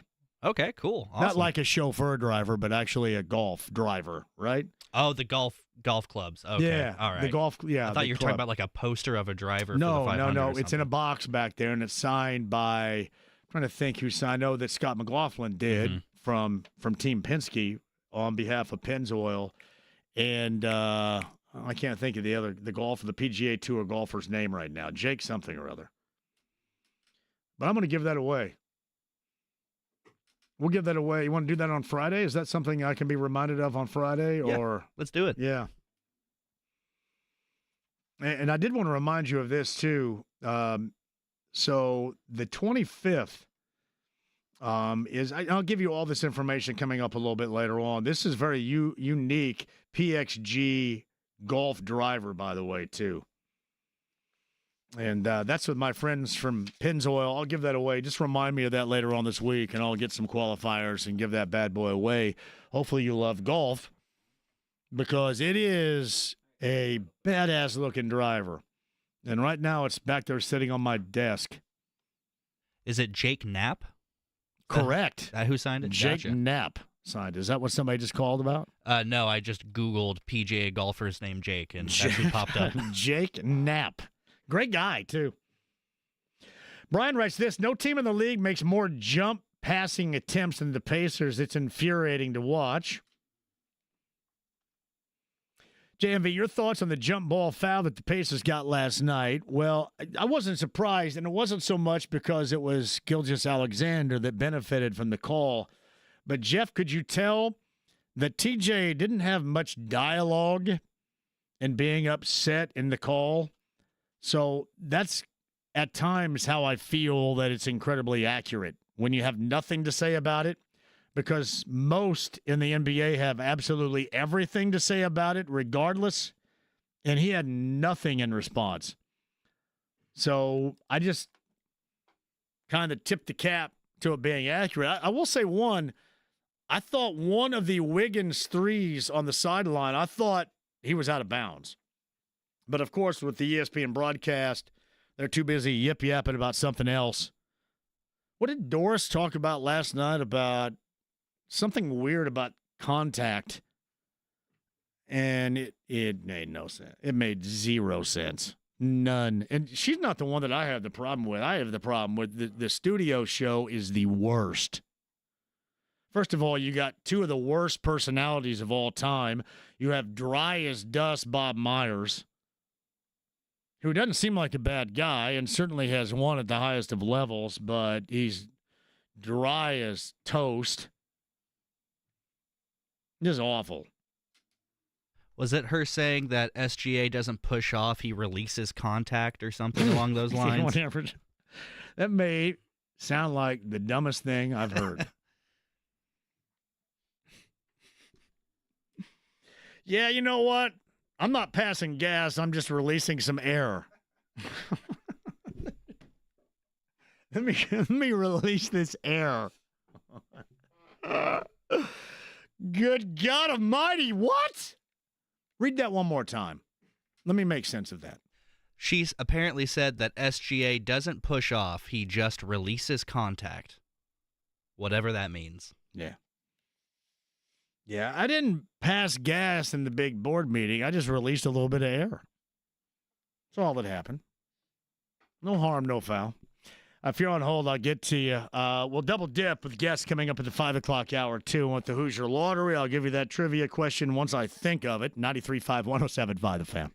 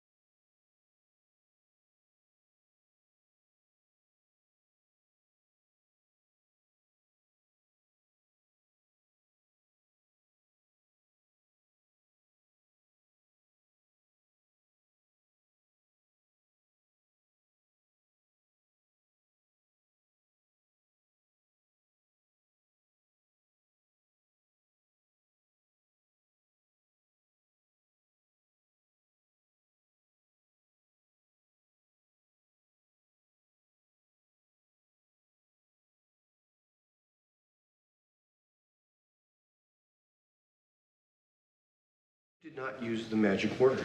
What is the magic word, Mr. Beckman? Please. 93.5 and 107.5. The Fan. There we go. Alex Golden setting the pace. Morning show in The Athletic. James Boyd in the 5 o'clock hour. Hoosier Lottery. Champs of Play. $50 scratch off. We're celebrating that with a $50 gift pack, courtesy of the Hoosier Lottery. Must be 18 or older to play. We'll do my trivia question, which may or may not revolve around sports, coming up in the 5 o'clock hour as well. Luigi, I'm going to butcher a name, but you guys are used to that by now. Suigo. That's how I see it. 7'3" Italian center. He's in Bloomington today. I think previously he'd been up in West Lafayette. By the way, we saw Matt Painter. I was going back and forth with Matt on Friday night. He was down courtside at the game. And as Matt normally does, cool as hell, rocking the gold shirt that was provided for him. That's Matt Painter, everybody. Just one of the best. Greg Pulley writes this: I didn't push off the chair. I lifted my cheek and released contact. Doris said something to the fact that it was SGA releasing of contact. That's so funny.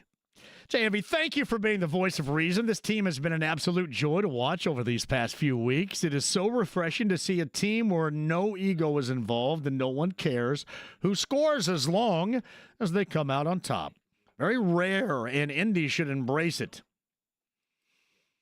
Listen, I know that there should be, and there's always going to be criticism and disappointment thereafter, but one of these days you'll realize just how fun, how enjoyable, how great the season was, and what they can do to play off of it. Alex Golden on the other side, James Boyd on the other side. If you're on hold, you're coming up as well. Seinfeld tickets on the inbound, Thursday and Friday on the road. And we've got that Hoosier Lottery trivia question that will revolve around a concert at the Fishers Event Center later on tonight. Guys ready? 5 o'clock hour. Next.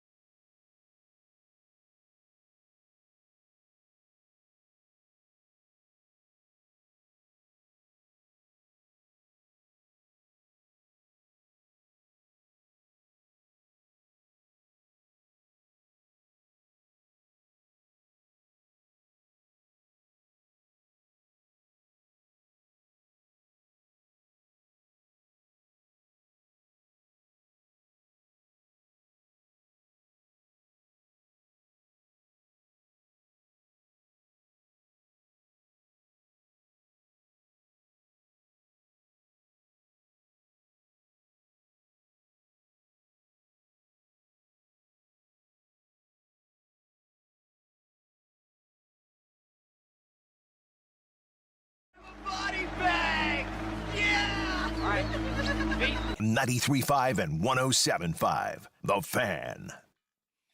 All right, who wants to go see Jerry Seinfeld? November the 22nd on a Saturday, Murat Old National Center. I think actually, are there 2 shows? 5 and 8, I believe, here that I'm looking at. Whatever, I've got a pair of tickets for you to see Jerry Seinfeld, the Murat Old National Center. That's on November the 22nd. Who wants it? Number 9 at 239-1070. That is us giving back to you. Man, thank you, Live Nation. Thank you, the Murat. I've not seen Jimmy in such a long time. Our good friend Jimi Hendrix. But the Mural National Center is one of the great locations to check out a show, and certainly one of that magnitude. I should shout out as well Daniel Butler. Daniel Butler and my son Blake have a great deal in common because they're both incredible fans of EDM. You know how often, this is a true story here, like Yacht Rock Radio was on, and I'll listen to that, but I'm starting to know all these EDM artists, and it's kind of weird. It's like all the songs, have, like a drum beat and stuff going on in the background, and a chick's like singing it. Like there are not a lot of words. It's just like one line over and over again. But for some reason, I kind of dig it. Gives me a little bit of energy. What's the one called Edge of the World? Take Me to the Edge of the World by Medusa. And hey, James, how about me going to the Rufus Du Sol show coming up this summer? Did anybody expect that? I don't even know what that is. Oh, my God. Rufus Du Sol? Not a clue. Now I do. How about me and Afrojack hanging out? You want to hang out with me and Afrojack? And some of these guys' names I pronounce wrong, like Aliseo. What the hell is his name? I don't know. I used to pronounce Tiesto wrong. I used to count it was Titso to me, and then I had to fix it. Tiesto. How about me and EDM? So you could have just been making up names right there, and I would have had no idea. Oh man, I'm all over it right now. I think it's channel 52 BPM. And then you got some of the old standbys as well, like Diplo, Cascade. I've actually heard of Diplo. Steve Aoki. Oh, yeah. Okay. Dead I know Mouse. Who that is. Yep. Blake likes Alenium. Is not aluminum. Is Skrillex still Skrillex is a thing. Oh, yeah. Getting dialed in. I will say this, when I'm going to hoop, I have it on because it gives you a little bit of energy. No downtime in that game. See, if I need energy-giving songs, I just throw on speed metal or something, I'm sure and I'm good to go. Do. Some Lamb of God, and I'm ready to go. Speed metal.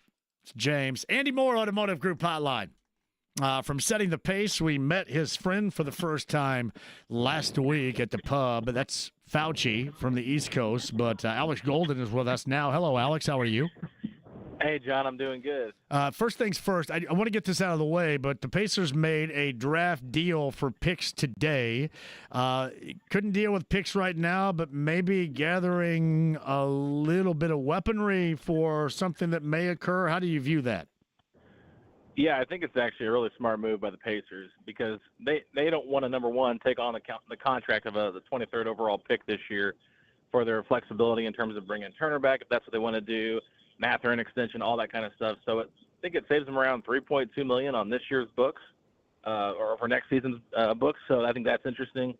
And then number two, it allows them to trade all their picks moving forward if they do want to go out and make a big splashy move. They'll have the 26, 28, 30, and 32 available to trade, as well as all the trade swaps in between there if they feel like they can be players and go out there and get a big name. So I like the flexibility. I like they can kind of do that. Before they were kind of hampered because they didn't have a 2026 pick, which meant they couldn't trade out until like 2029. So kind of weird stuff with the Stepien rules, but I think it was a smart move by the Pacers to punt on this year's draft and kick that can down the road with that pick and get that pick back that they traded originally to Toronto that got dealt to New Orleans in the Brandon Ingram deal. So before I send this text to Chad Buchanan. Can you tell me, because I was going to ask him the same thing, what the Pacers are going to do without Mojave King moving forward? I don't know. It's a good thing they didn't take Trace Jackson Davis, right? I mean, they couldn't use him in this series, right? So, yeah. Mojave King, wow. That was a drafted stash, and he was like one of the only ones available at the time. Yeah. So I understand why they didn't do it. But, yeah, I mean, I'll tell you this. Mojave King was walking down Delaware Street when I was going in to check in for my media credentials, and I did not even recognize who he was. So I feel bad. As someone that covers this team, I should know who Mojave King is, but I had no idea. So thanks for the memories, man. You got that right. Silas Golden setting the pace. Big story today is that we knew something like this was coming. An MRI for a strained calf, as it's been described by ESPN and Shams, regarding Pacer guard Tyrese Halliburton. Now, he had mentioned that, he believes he's going to be ready to play on Thursday. Do you think this compromises that aspect whatsoever in what is a desperate win, or you're done with the season and OKC celebrates a championship on your home hardwood Thursday? Yeah, it's a really tough predicament to be in if you're Tyrese Halliburton and the Indiana Pacers. Obviously, you want him to go if he's able to go. But at the same time, we've already seen 2 Achilles tears happen in the Eastern Conference with Jason Tatum and Damian Lillard, and they all kind of started off with that calf soreness. So if he is dealing with a calf strain of any sort, and you are down 3-2, I know it's the NBA Finals. I know that it's a massive deal to play in a Game 6 and force a Game 7. But what if he gets hurt? And if he's hurt, that could take him out for the entirety of next season, which would even put Indiana even further behind. So to me, I think if there's any type of tear there, anything that could be significant, any type of strain, I think you just got to play it safe and be careful with playing him, because the last thing you want him to do is go out there, number one, and play injured and not be affected, and number two, have an injury that does linger into the next season. So I would say err on the side of caution here, even though you are still have a fighting chance to maybe win the NBA Finals.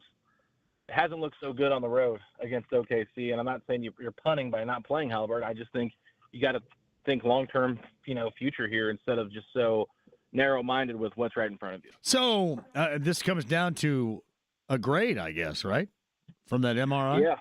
Yeah. I mean, depends on how severe it is, right? Because if it's playable, like, and doctors are saying, yeah, you can play on this, like, just we've seen it happen before where guys have played on it, but even go back to the 2019, 2020 NBA Finals. Kevin Durant tore his Achilles as well. So, you just got to be careful. If you step, the wrong way, it could happen. And the Pacers love to play fast and love to get up and down. And so if he just steps the wrong way, boom, it could, linger into something bigger. So I just think you got to err on the side of caution. But yeah, I understand why he would want to play and why you would want him to play if he can. So it's just, high risk, high reward type thing. It's Alex Golden setting the pace. So hopefully we find out something again before we will at some point.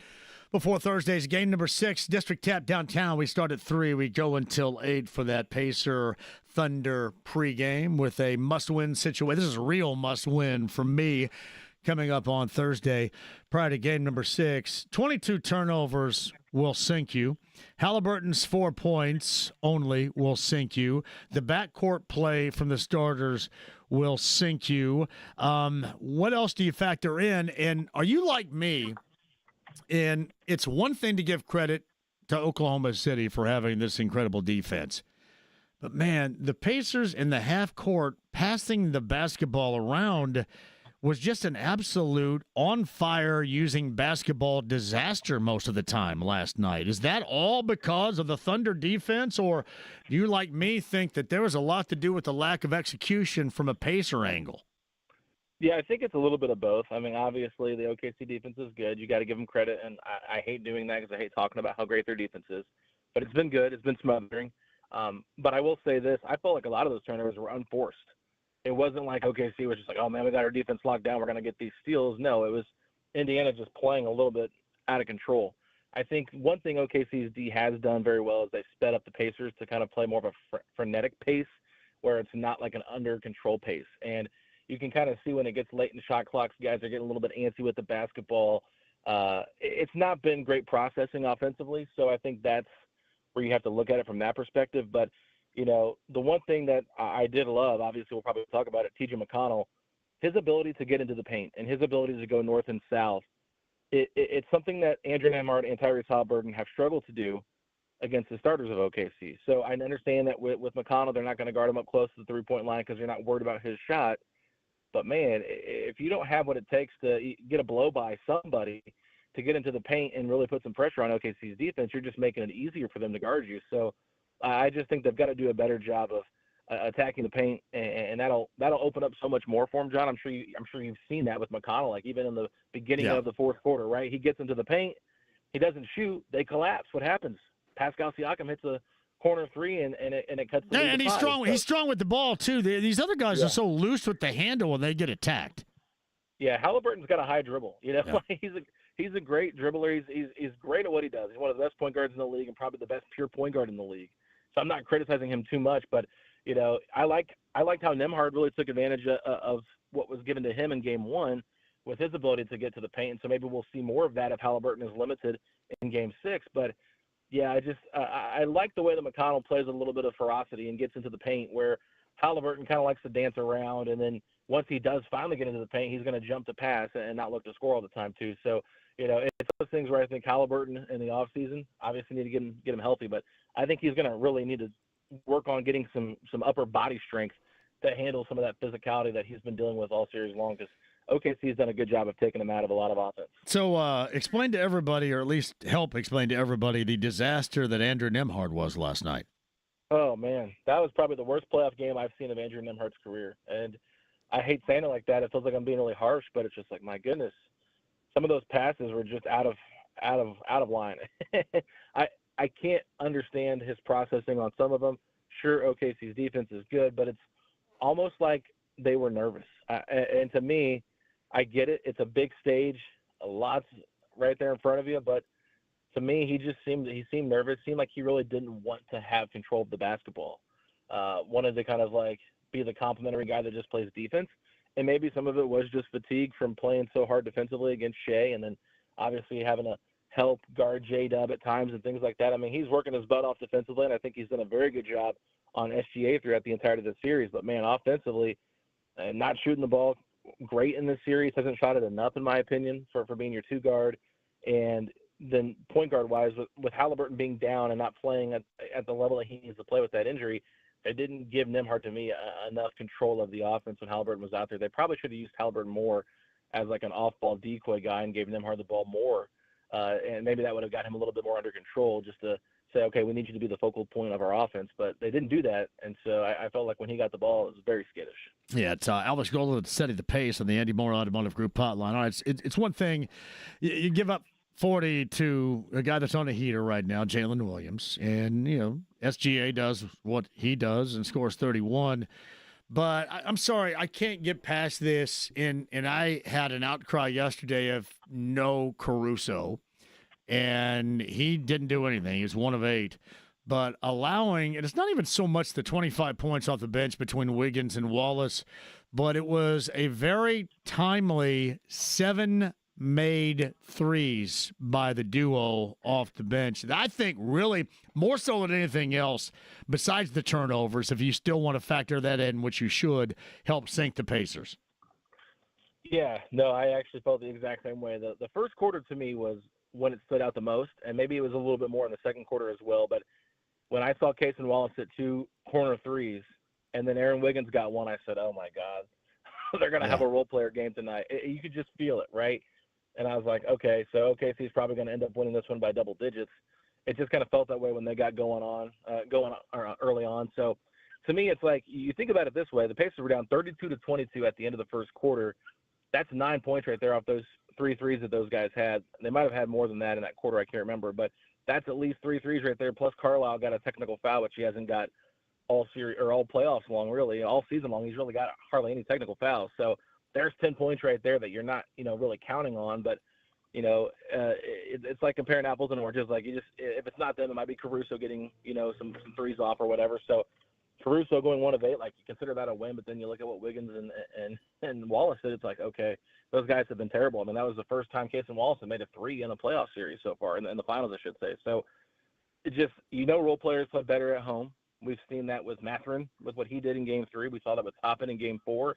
So maybe the role players will play better at home for Indiana in Game 6. But, yeah, that was that was a little bit of a backbreaker to me as well as the turnovers. Yeah. I mean, just so many opportunities for that team yesterday. 7 made threes between those two dudes off the bench, and then Dort's banking in of a three is an absolute brutality right there. So those are those are things that stand out. I also thought Wiggins was out of bounds on one made three. That, of course, ESPN yip-yapping about not pushing off, but just releasing contact from Doris. Hey, that's one thing. When this is all over, at least hopefully all that crap is over, because between that clown show of a pregame, in-game, and post-game to the whole in-game thing, my good, can the TNT group not get there quick enough? Seriously. Oh, man. I mean, you don't like Stephen A. Smith saying he's not Tyrese Halliburton got injured? Well, Kendrick Perkins is maybe the biggest, literally the biggest jackass, but he just, he didn't even know anything about the Pacers until last week, Alex. Had no idea. Yeah. None. And you just say that. You want somebody like that around. And what that does, their commentary, because it's not about the actual basketball, it's them flame throwing with these hot takes. No wonder everybody gets run off nationally. No wonder here in Indy and OKC are the only people that are watching this nationally, because those clowns run everybody that could be on the fringe and have interest in basketball off with their jackass commentary. Yeah, I mean, the first thing they said is Halliburton's dealing with an injury, and then Kendrick Perkins goes, well, he looks scared out there. He's not a real star or whatever. He's soft, and that's kind of what the narrative is. It's like, let's talk about what the Thunder were doing. Let's talk about how bad the Pacers were playing, and then it all just came back around to Halliburton being injured. It's awful. Absolutely awful. That's why I'm glad televised. They need to lengthen the intros so it shortens the time these clowns have to talk before it.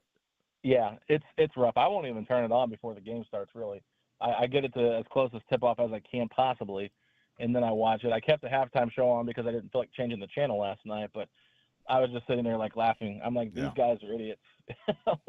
There's nothing to take away from it. Shams doing the reporting on Halliburton's injury was the best thing they got from that entire halftime show, and that's not even what you really want to be talking about in that moment. Yeah, the SGA releasing of contact is just brilliant analysis work right there by Doris too. I mean, hey, you know what? I respect Carlisle for standing up for her specifically, because it kind of felt like she was the one that was targeted, that she might not be brought back next year. But let's be honest, Carlisle doesn't have to listen to it either for the entirety of the game. So if you were watching the game and having to hear that the whole time, I don't think yeah. Well, I mean, I don't know what he got mad about to get teed up about, but I guess Dort did kind of release the contact a little bit on Nembhard. That's the play he got mad about, right? One end it was called, the other end that it wasn't, so that's why he got teed up. So maybe that was a releasing of contact right there by Dort. Yeah, maybe so. To me, it felt like Carlisle was more so trying to send a message. He was. Butters the referees up by talking about how the officiating is just the commenting about the officiating game 4 is just outright stupid. He was so mad when he said stupid. I was like, man, this is great acting. I love when Carlisle gets mad. It's funny. It is. I tell you what else is funny about it. I'm not that hardcore anti Scott Foster. I don't like him, but Josh Tiven's the guy I didn't like in that group. I've never liked him. No. Yeah, I've been doing some other radio hits, John, like with MGM and things like that, and they're asking me about the Scott Foster extender stuff, and I'm like, hey, don't overlook Josh Tiven. That guy's just as bad. It's almost like he's having a competition to see if he can keep up with calling as many fouls as Scott Foster does throughout the game. It's just... The thing that I hated was in Game 4 when the Dort elbow went to the neck area of Halliburton. Did he embellish the fall? Yes. But when Tiven stared at him like, hey, big baby, get your ass up, I thought, man, that is such an arrogant clown in that situation. I can't. I've never liked him, and I can't stand him. Yeah, I don't blame you. I mean, the way that Benedict Bather in his free throw motion had to turn around because everybody booed so loud and got all worked up. Obviously there was something there. So yeah, Josh Tiven to me, every game that he's officiated this year for the Pacers in the playoffs, I feel like they've lost. I might be wrong on that, but the Scott Foster games, they haven't really lost that many. I think they were undefeated before Game 4, but Josh Tiven to me, not a fan of him at all. Tony Brothers, where are you coming up Thursday night? We need a bros. Am I calling for the bros? I like Tony Brothers. I know a lot of people don't like him. Listen, I think he's been just fine in the postseason I've seen. I don't have a problem with him. Yeah, I mean, I think he does have a Matherin problem. If I'm Sure. being honest with you, he does kind of seem like he's a little bit. And Matherin creates that pretty well on his own too. So He does. gotta, Yeah, I mean, and all those guys get sick and tired of hearing him yap. So yeah, I mean, and the thing too is like I think Brothers was the one that threw Matherin out of the game against the Cavs. right. So Yeah. that definitely does play a part. And he's like, yeah, I know your reputation. I'm not going to deal with this today. So setting the pace, and Alex Golden on the Andy Moore Automotive Group hotline. Before I let you go, do you think that the field house will be infiltrated with an amazing number of OKC fans on Thursday? Is that a concern? It does make me a little bit concerned. I heard someone bring that up to you on the radio earlier today, and I said, that's a good point. I really hadn't thought too much about it. I still think it'll be 85% Pacer fans, right? Just because people are excited about this moment, right? I mean, you still get a chance to see maybe your team force a Game 7. Why wouldn't you want to be there if you have tickets? But it could be a way to get some money, especially expensive tickets to pay for some season tickets for next year. So I wouldn't be like that upset at people that sold some of their tickets, especially if Halliburton's out. But at the end of the day, I just think Indiana needs to come out and show out for this team. They deserve it. They deserve for the best fans to be in the arena and not the Thunder fans to be in there. So, give it to the Pacers for giving you this moment.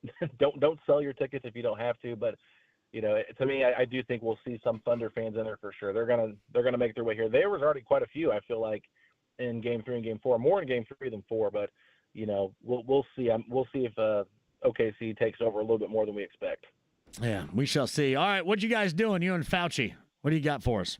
Oh man, well, he's busy with 2 kids under 2, so right now he's just doing post-game shows. I've got 3 of my guys coming on tonight, 3 of my friends coming on. We're going to be doing a little bit of a conversation about all the trade stuff that happened, Halliburton injury, just kind of like what we did here, just going back and forth, talking about what's coming up, and then other than that, have a game 6 preview on Thursday morning as well. So we're keeping the content coming. I know it's been a little bit rough, but me and Fatu did recap. We did recap Game 5 together, and he wanted me to remind you, because he knew I was coming on today, that he did say that Halliburton was going to score over 20 with you in person. Yes. He also guaranteed a Game 6 victory. So okay, he's been pretty good with his guarantees so far this postseason. So he's feeling confident about it. We need a little positivity for people out there, because if you noticed my timeline last night, it wasn't so positive from people. So. No, it's not. And now we're getting into the they shouldn't bring back Turner conversations. I mean, this is. Can you really you see the amazing amount of jackasses I had to deal with last night? I mean, I tell you one what, guy's an attorney in Fishers, and I go, "You don't know your ass from nothing. How are you an attorney at anything?"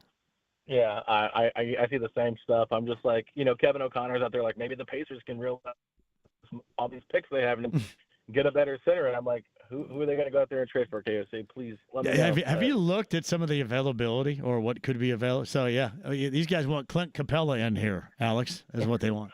Yeah, I've heard people say Mark Williams, Naj Reid. I'm like, okay. Yeah. So the same level or worse? Okay. Classic stuff right there. It is. All right, man. Setting the pace. Watch it. Alex has got stuff for you. I appreciate you, brother. All right, JMV. Thank you, man. So, Alex Golden on the Andy Moore Automotive Group hotline. Yeah, listen, I do understand part of this is you get frustrated and you get angry and you unleash.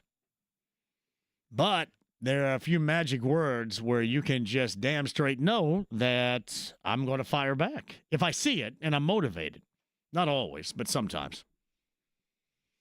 Well, last night was one of those nights. James Boyd on the other side, the Hoosier Lottery. I got that trivia question. It is together in my brain. We'll do that for that $50 gift card pack from the Hoosier Lottery coming up in just a second, too. Do that and more, and James Boyd coming up. Don't go anywhere. It's 93.5, 107.5 The Fan.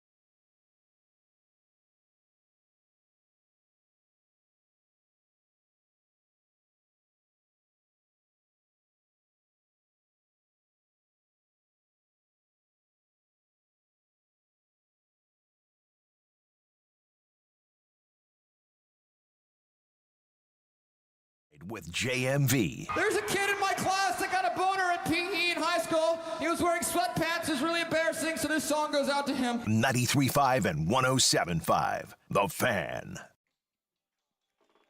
No, this sounds like Lionel Richie. Woo!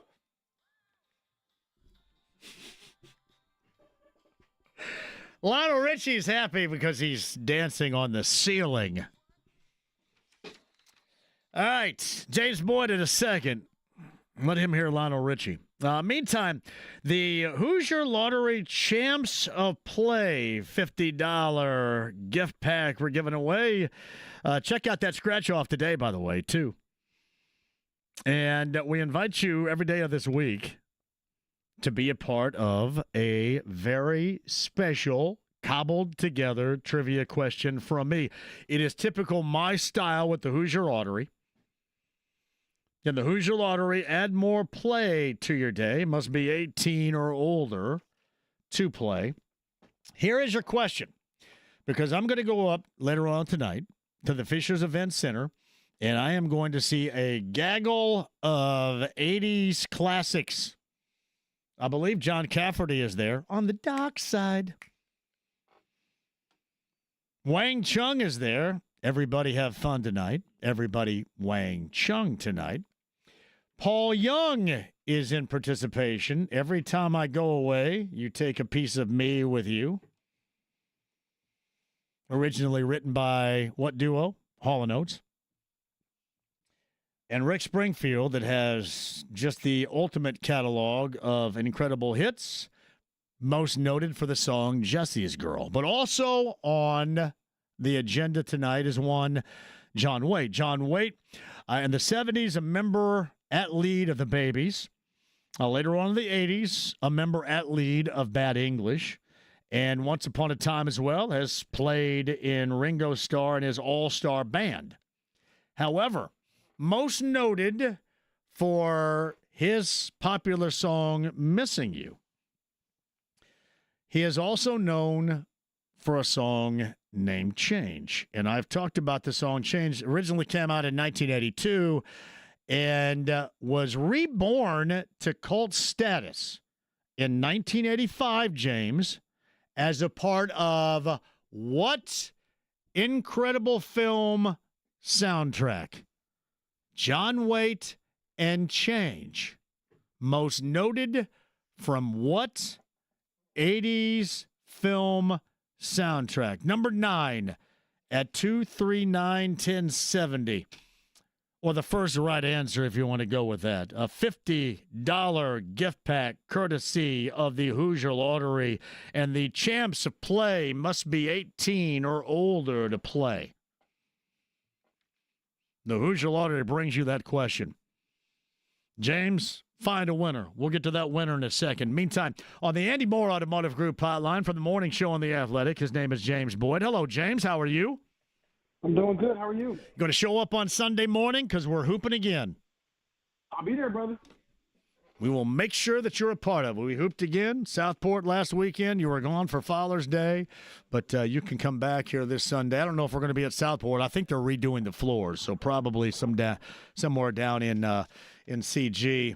What are you making of the possibility of availability for Tyrese Halliburton, given the report about the quad and the MRI and whatever grade this may be of a strain going into game number 6, which is must-win, obviously, for the Pacers Thursday? Yeah, it doesn't sound good. It seems like, obviously, since yesterday, the news has only gotten a little bit worse. It is a calf strain from what I understand, and we know that calf strain, the last time we heard about these things regarding Damian Lillard, it led to an Achilles tear. When the calf strain happened for Kevin Durant years ago, it led to an Achilles tear. So the Pacers have to be very, very careful with the possibility of, Tyrese putting himself further risk by going out there for game 6, which is do or die. Like, I know he wants to play. I know as a player, you might be thinking this is all or nothing. I may never get back to this moment, but you have to think big picture as well. So it doesn't sound good, but I guess if you're looking for a silver lining, it's like if he can't go, you have a couple of days to prepare your game plan for not having him available versus, last night where he's out there, but he's hobbled and you're not really prepared to have him compromised for 34 minutes of the game. Now, speaking of compromise, James Boyd joins us on the Andy Moore Automotive Group hotline. So how much of his lack of performance do you think was compromised by that situation with the calf strain last night? 4 points, all from the free throw line. It wasn't going right prior to the re-aggravation or the aggravation, and certainly didn't go well after. How much of it was due to that particular injury? I think there was a significant amount due to that injury, especially in the second half of that game where he was basically playing on one leg. But I would say, to be quite honest, going into the injury or before he got hurt late in the first quarter, he was already now looking like the Tyrese Halliburton that they needed to win that game 5, because in my opinion, he was a little bit too passive, not really looking to score. And again, a lot of that has to do with OKC just getting up in his grill and not allowing him to get downhill, turn the corner. I thought he played a lot east to west versus north to south in yesterday's game early on. So I won't excuse him fully because of the injury. And the reason why I can't do that, JMV, is because we've seen him have these passive games without injury throughout the playoffs. And I'll be quite honest, early on, it felt like that sort of game. So tell me this. With the pressure defense is one thing with OKC, but the Pacers just passing in general, an absolute disaster in the half court, and especially when anybody but McConnell is working off the dribble, because the dribbler gets attacked, and then the passing lanes also get attacked. It almost seems like there are like 15 dudes out there in a Thunder uniform. Why have the Pacers been so sloppy, even beyond the defensive pressure they're getting from the Thunder with the basketball? Because I thought last night there just in general were a lot of really bad passes, and a lot of those I felt came in the half court. Yeah, you know what? I was listening to Iman Shumpert after the game with Brian Windhorst, and they're breaking it down. I thought Iman did a fantastic job of kind of giving us the player's perspective. And he was saying, well, when you don't have that guy on the perimeter to create an advantage, like you don't have Tyrese kind of turning the corner, getting downhill, beating his man, it allows that Thunder shell defense. I mean, you did shell drill, I'm sure, in high school or at some point in your life, JMV, where, you know, your coach is telling you when the ball swings here, you got to be at the nail. You got to be at, you know, the center of the lane. You got to slide over. And it felt like every time the Pacers made a pass, if you don't make that advantage off the dribble to force two guys to come at you and create an advantage, you allow them to just, you know, lick their chop and sit back in there and say, okay, we dare you to beat us with the pass. And they couldn't do it because they didn't have any advantages. So to me, a lot of those passes and the hesitancy that we saw, the, you know, off-target passes, is because you're overthinking, because you're thinking to yourself, man, I got to create an advantage, but I don't know how because I can't get downhill. So to me, that was the biggest issue with this team and something they have to figure out, because you're playing east to west, man. You're not going to do very well against this OKC defense, which is arguably the best in the league this season. James, is there any way that they can get back, for example, like a Game 3, fourth quarter closeout? Because let's face it, I mean, fourth quarter, Game 4, disaster. Throughout Game 5, other than that third quarter run, it was an absolute mess. How do they get back to being confident with the basketball and determined with their approach, especially late in the game as we saw in Game 3? Yeah, it sounds simple enough, but I think bottom line is a lot of you guys have to be better. I mean, that version of Andrew Nembhard is not going to win you very many games, no matter who you're playing. And I think, you know, when it comes to trying to create advantage, especially late, you know, how do you put Tyrese in advantageous situations where he's not having to create everything for himself? Now, is that running him off screen? Is that, you know, getting him to curl off the screen for free throw line so he catches it in the paint already instead of having to get there himself? Like, those types of things I think helped him in that Game 3. And then, you know, you saw his game kind of open up after he made a couple shots early, the floaters and things like that, and got him off kilter. And then he gets the three ball working. I think one of the easiest indicators of Tyrese's game and how it's going to go is if he's settling for three-pointers at his first few shots of the night. Usually when that happens, he's not going to play very well. And honestly, he's not going to be as forceful as he needs to be offensively. So we'll see how it goes. But honestly, JMV, I think a lot of this comes down to his availability, and assuming that he does play as of right now, what does he look like? And if he isn't able to be 90% of himself, I think the Pacers have to make serious considerations to say, hey, we love you, dude, but we can't play you if you're not going to be, you know, yourself. Because to me, even in last night's game, I thought a tired T.J. McConnell would have been better than what we saw from Tyrese Halliburton. Yeah, and I'm sure you guys have Rick Carlisle on coming up tomorrow morning, and I'm sure somebody's going to end up asking about. Yeah, I know he's already answered the question in the presser after the game last night, but kind of curious if he had that to do all over again, if you would not give TJ more of a try than in the final moments of mop up when the game was already decided. Absolutely, and it is a tough needle to thread because I want to say it was Mark Dyson this morning. He said on the morning show, and he's like, "Hey, well, how come you don't leave TJ in there? And what if TJ can build on his performance in Game 6 and he's rolling, do you just keep him in there?" And I'm like, man, you guys are kind of asking a lot of this guy, mainly because if you notice TJ McConnell's game, there's a reason why he isn't a quote-unquote star player. You know what I mean? Like, he's a very good role player, but it's a reason why he plays spurts and he doesn't necessarily run an entire team for himself.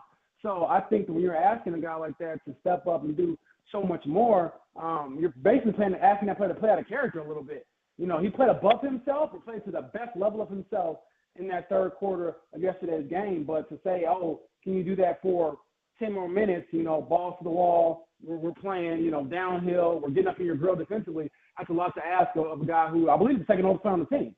It's funny, too, in closing with James Boyd, the morning show on The Athletic, we're talking Pacers, game number 6 coming up on Thursday, District Tap live downtown for 5 hours beginning at 3. We shall get you there over to the field house a block away. Prior to game number 6 of the NBA Finals, if I were to have told you that the Pacers would end up getting this far, at the beginning of the season, I mean, I mentioned this to others today. While you want to be critical and you want to blow off disappointed guy steam after game 4 or after game number 5, I understand. I think that's just the way reality is and how some out there feel. But you think at some point people are really going to embrace exactly what this team has meant and how fun, how enjoyable, especially the late season has been in watching this team play? Absolutely. I think in the moment there's going to be frustration. I saw some comments last night, what is Rick Carlisle doing? Get Miles off the team, all these different things. It's like you guys are just emotional because this team is one of the greatest in franchise history, considering that they are technically as close to a championship as any other team in franchise history. So I think that time will certainly give people a little bit more space to heal. If they do end up losing this series, if they win it, obviously you love them forever. But I think this has been a hell of a ride. And just the way that they did it, man, they did it in a fashion that was very endearing. It was very, kind of movie-esque when it comes to the Hoosiers type of run. You got Tyrese making all these big shots. You're taking down giants along the way. You're basically flipping the middle finger to everybody who told you, you couldn't do it. And so I think that is, inherently Indiana. We feel like the underdog state. So I think people will certainly hold this team in a special place in their heart. And they should, because to me, look, I understand you want to win it all, and that's ultimately what they're chasing, that first NBA championship. But I'm not one of those people who thinks that if you don't win it all, everything else is for nothing, man. Like, no, the ride has been pretty fun. Even from a media perspective, I will remember these times for the rest of my life. I mentioned this earlier, too. Got a lot of so-called tough guys out there in social media that give up really easy. Have you noticed that, too? Giving up really easy. Yeah, man. Yeah. Like, it's always a few signs. It's people that automatically want to, fire the coach or bench a player or cut a player after a loss, or, you automatically blame the referees after a loss. It's like, look, man, sometimes it's just hard. It's hard to win an NBA championship. And so I think that what they're going through right now is very difficult. But the reason why I won't count them out, well, put it like this. If Tyrese Halliburton is not available to be himself Thursday, I do not think the Pacers will extend their season. However, if they prove me wrong, I wouldn't be surprised either, because this team is, kind of showing me, like, James, we don't care who's out there. We're going to compete very, very hard. And we saw that last night. They were dead in the water, and T.J. McConnell said, no, we're going to make this a game. And so that's a team you can always respect. It's James Boyd, The Athletic, and the morning show. He and Kevin and Jeff and Mark and Rick Carlisle coming up tomorrow morning on the Fan Morning Show. That begins at 7 a.m. James, I appreciate it, man. We'll see you on Sunday morning. Sounds good. I will ask about Tyrese, but I will tell anybody listening, don't get your hopes up. Yeah, no. I wish it felt better right now, but we shall see. Thanks, James. All right, have a good one. Got James Boyd right there on the Andy Moore Automotive Group hotline. The Hoosier Lottery Champs of Play $50 scratch-off gift pack up for grabs. We'll see if we have a winner on my question coming up on the other side. We'll close out the show with you as well at 239-1070. It's 93.5 and 107.5 The Fan.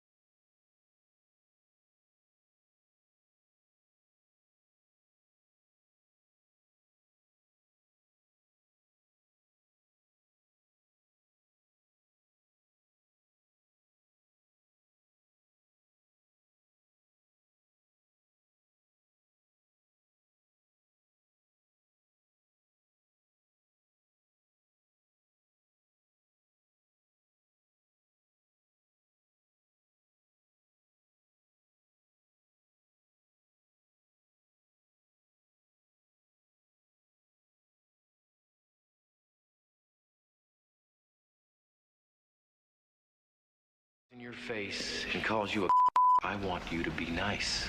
93.5 and 107.5 The Fan. Crank it up for me, James.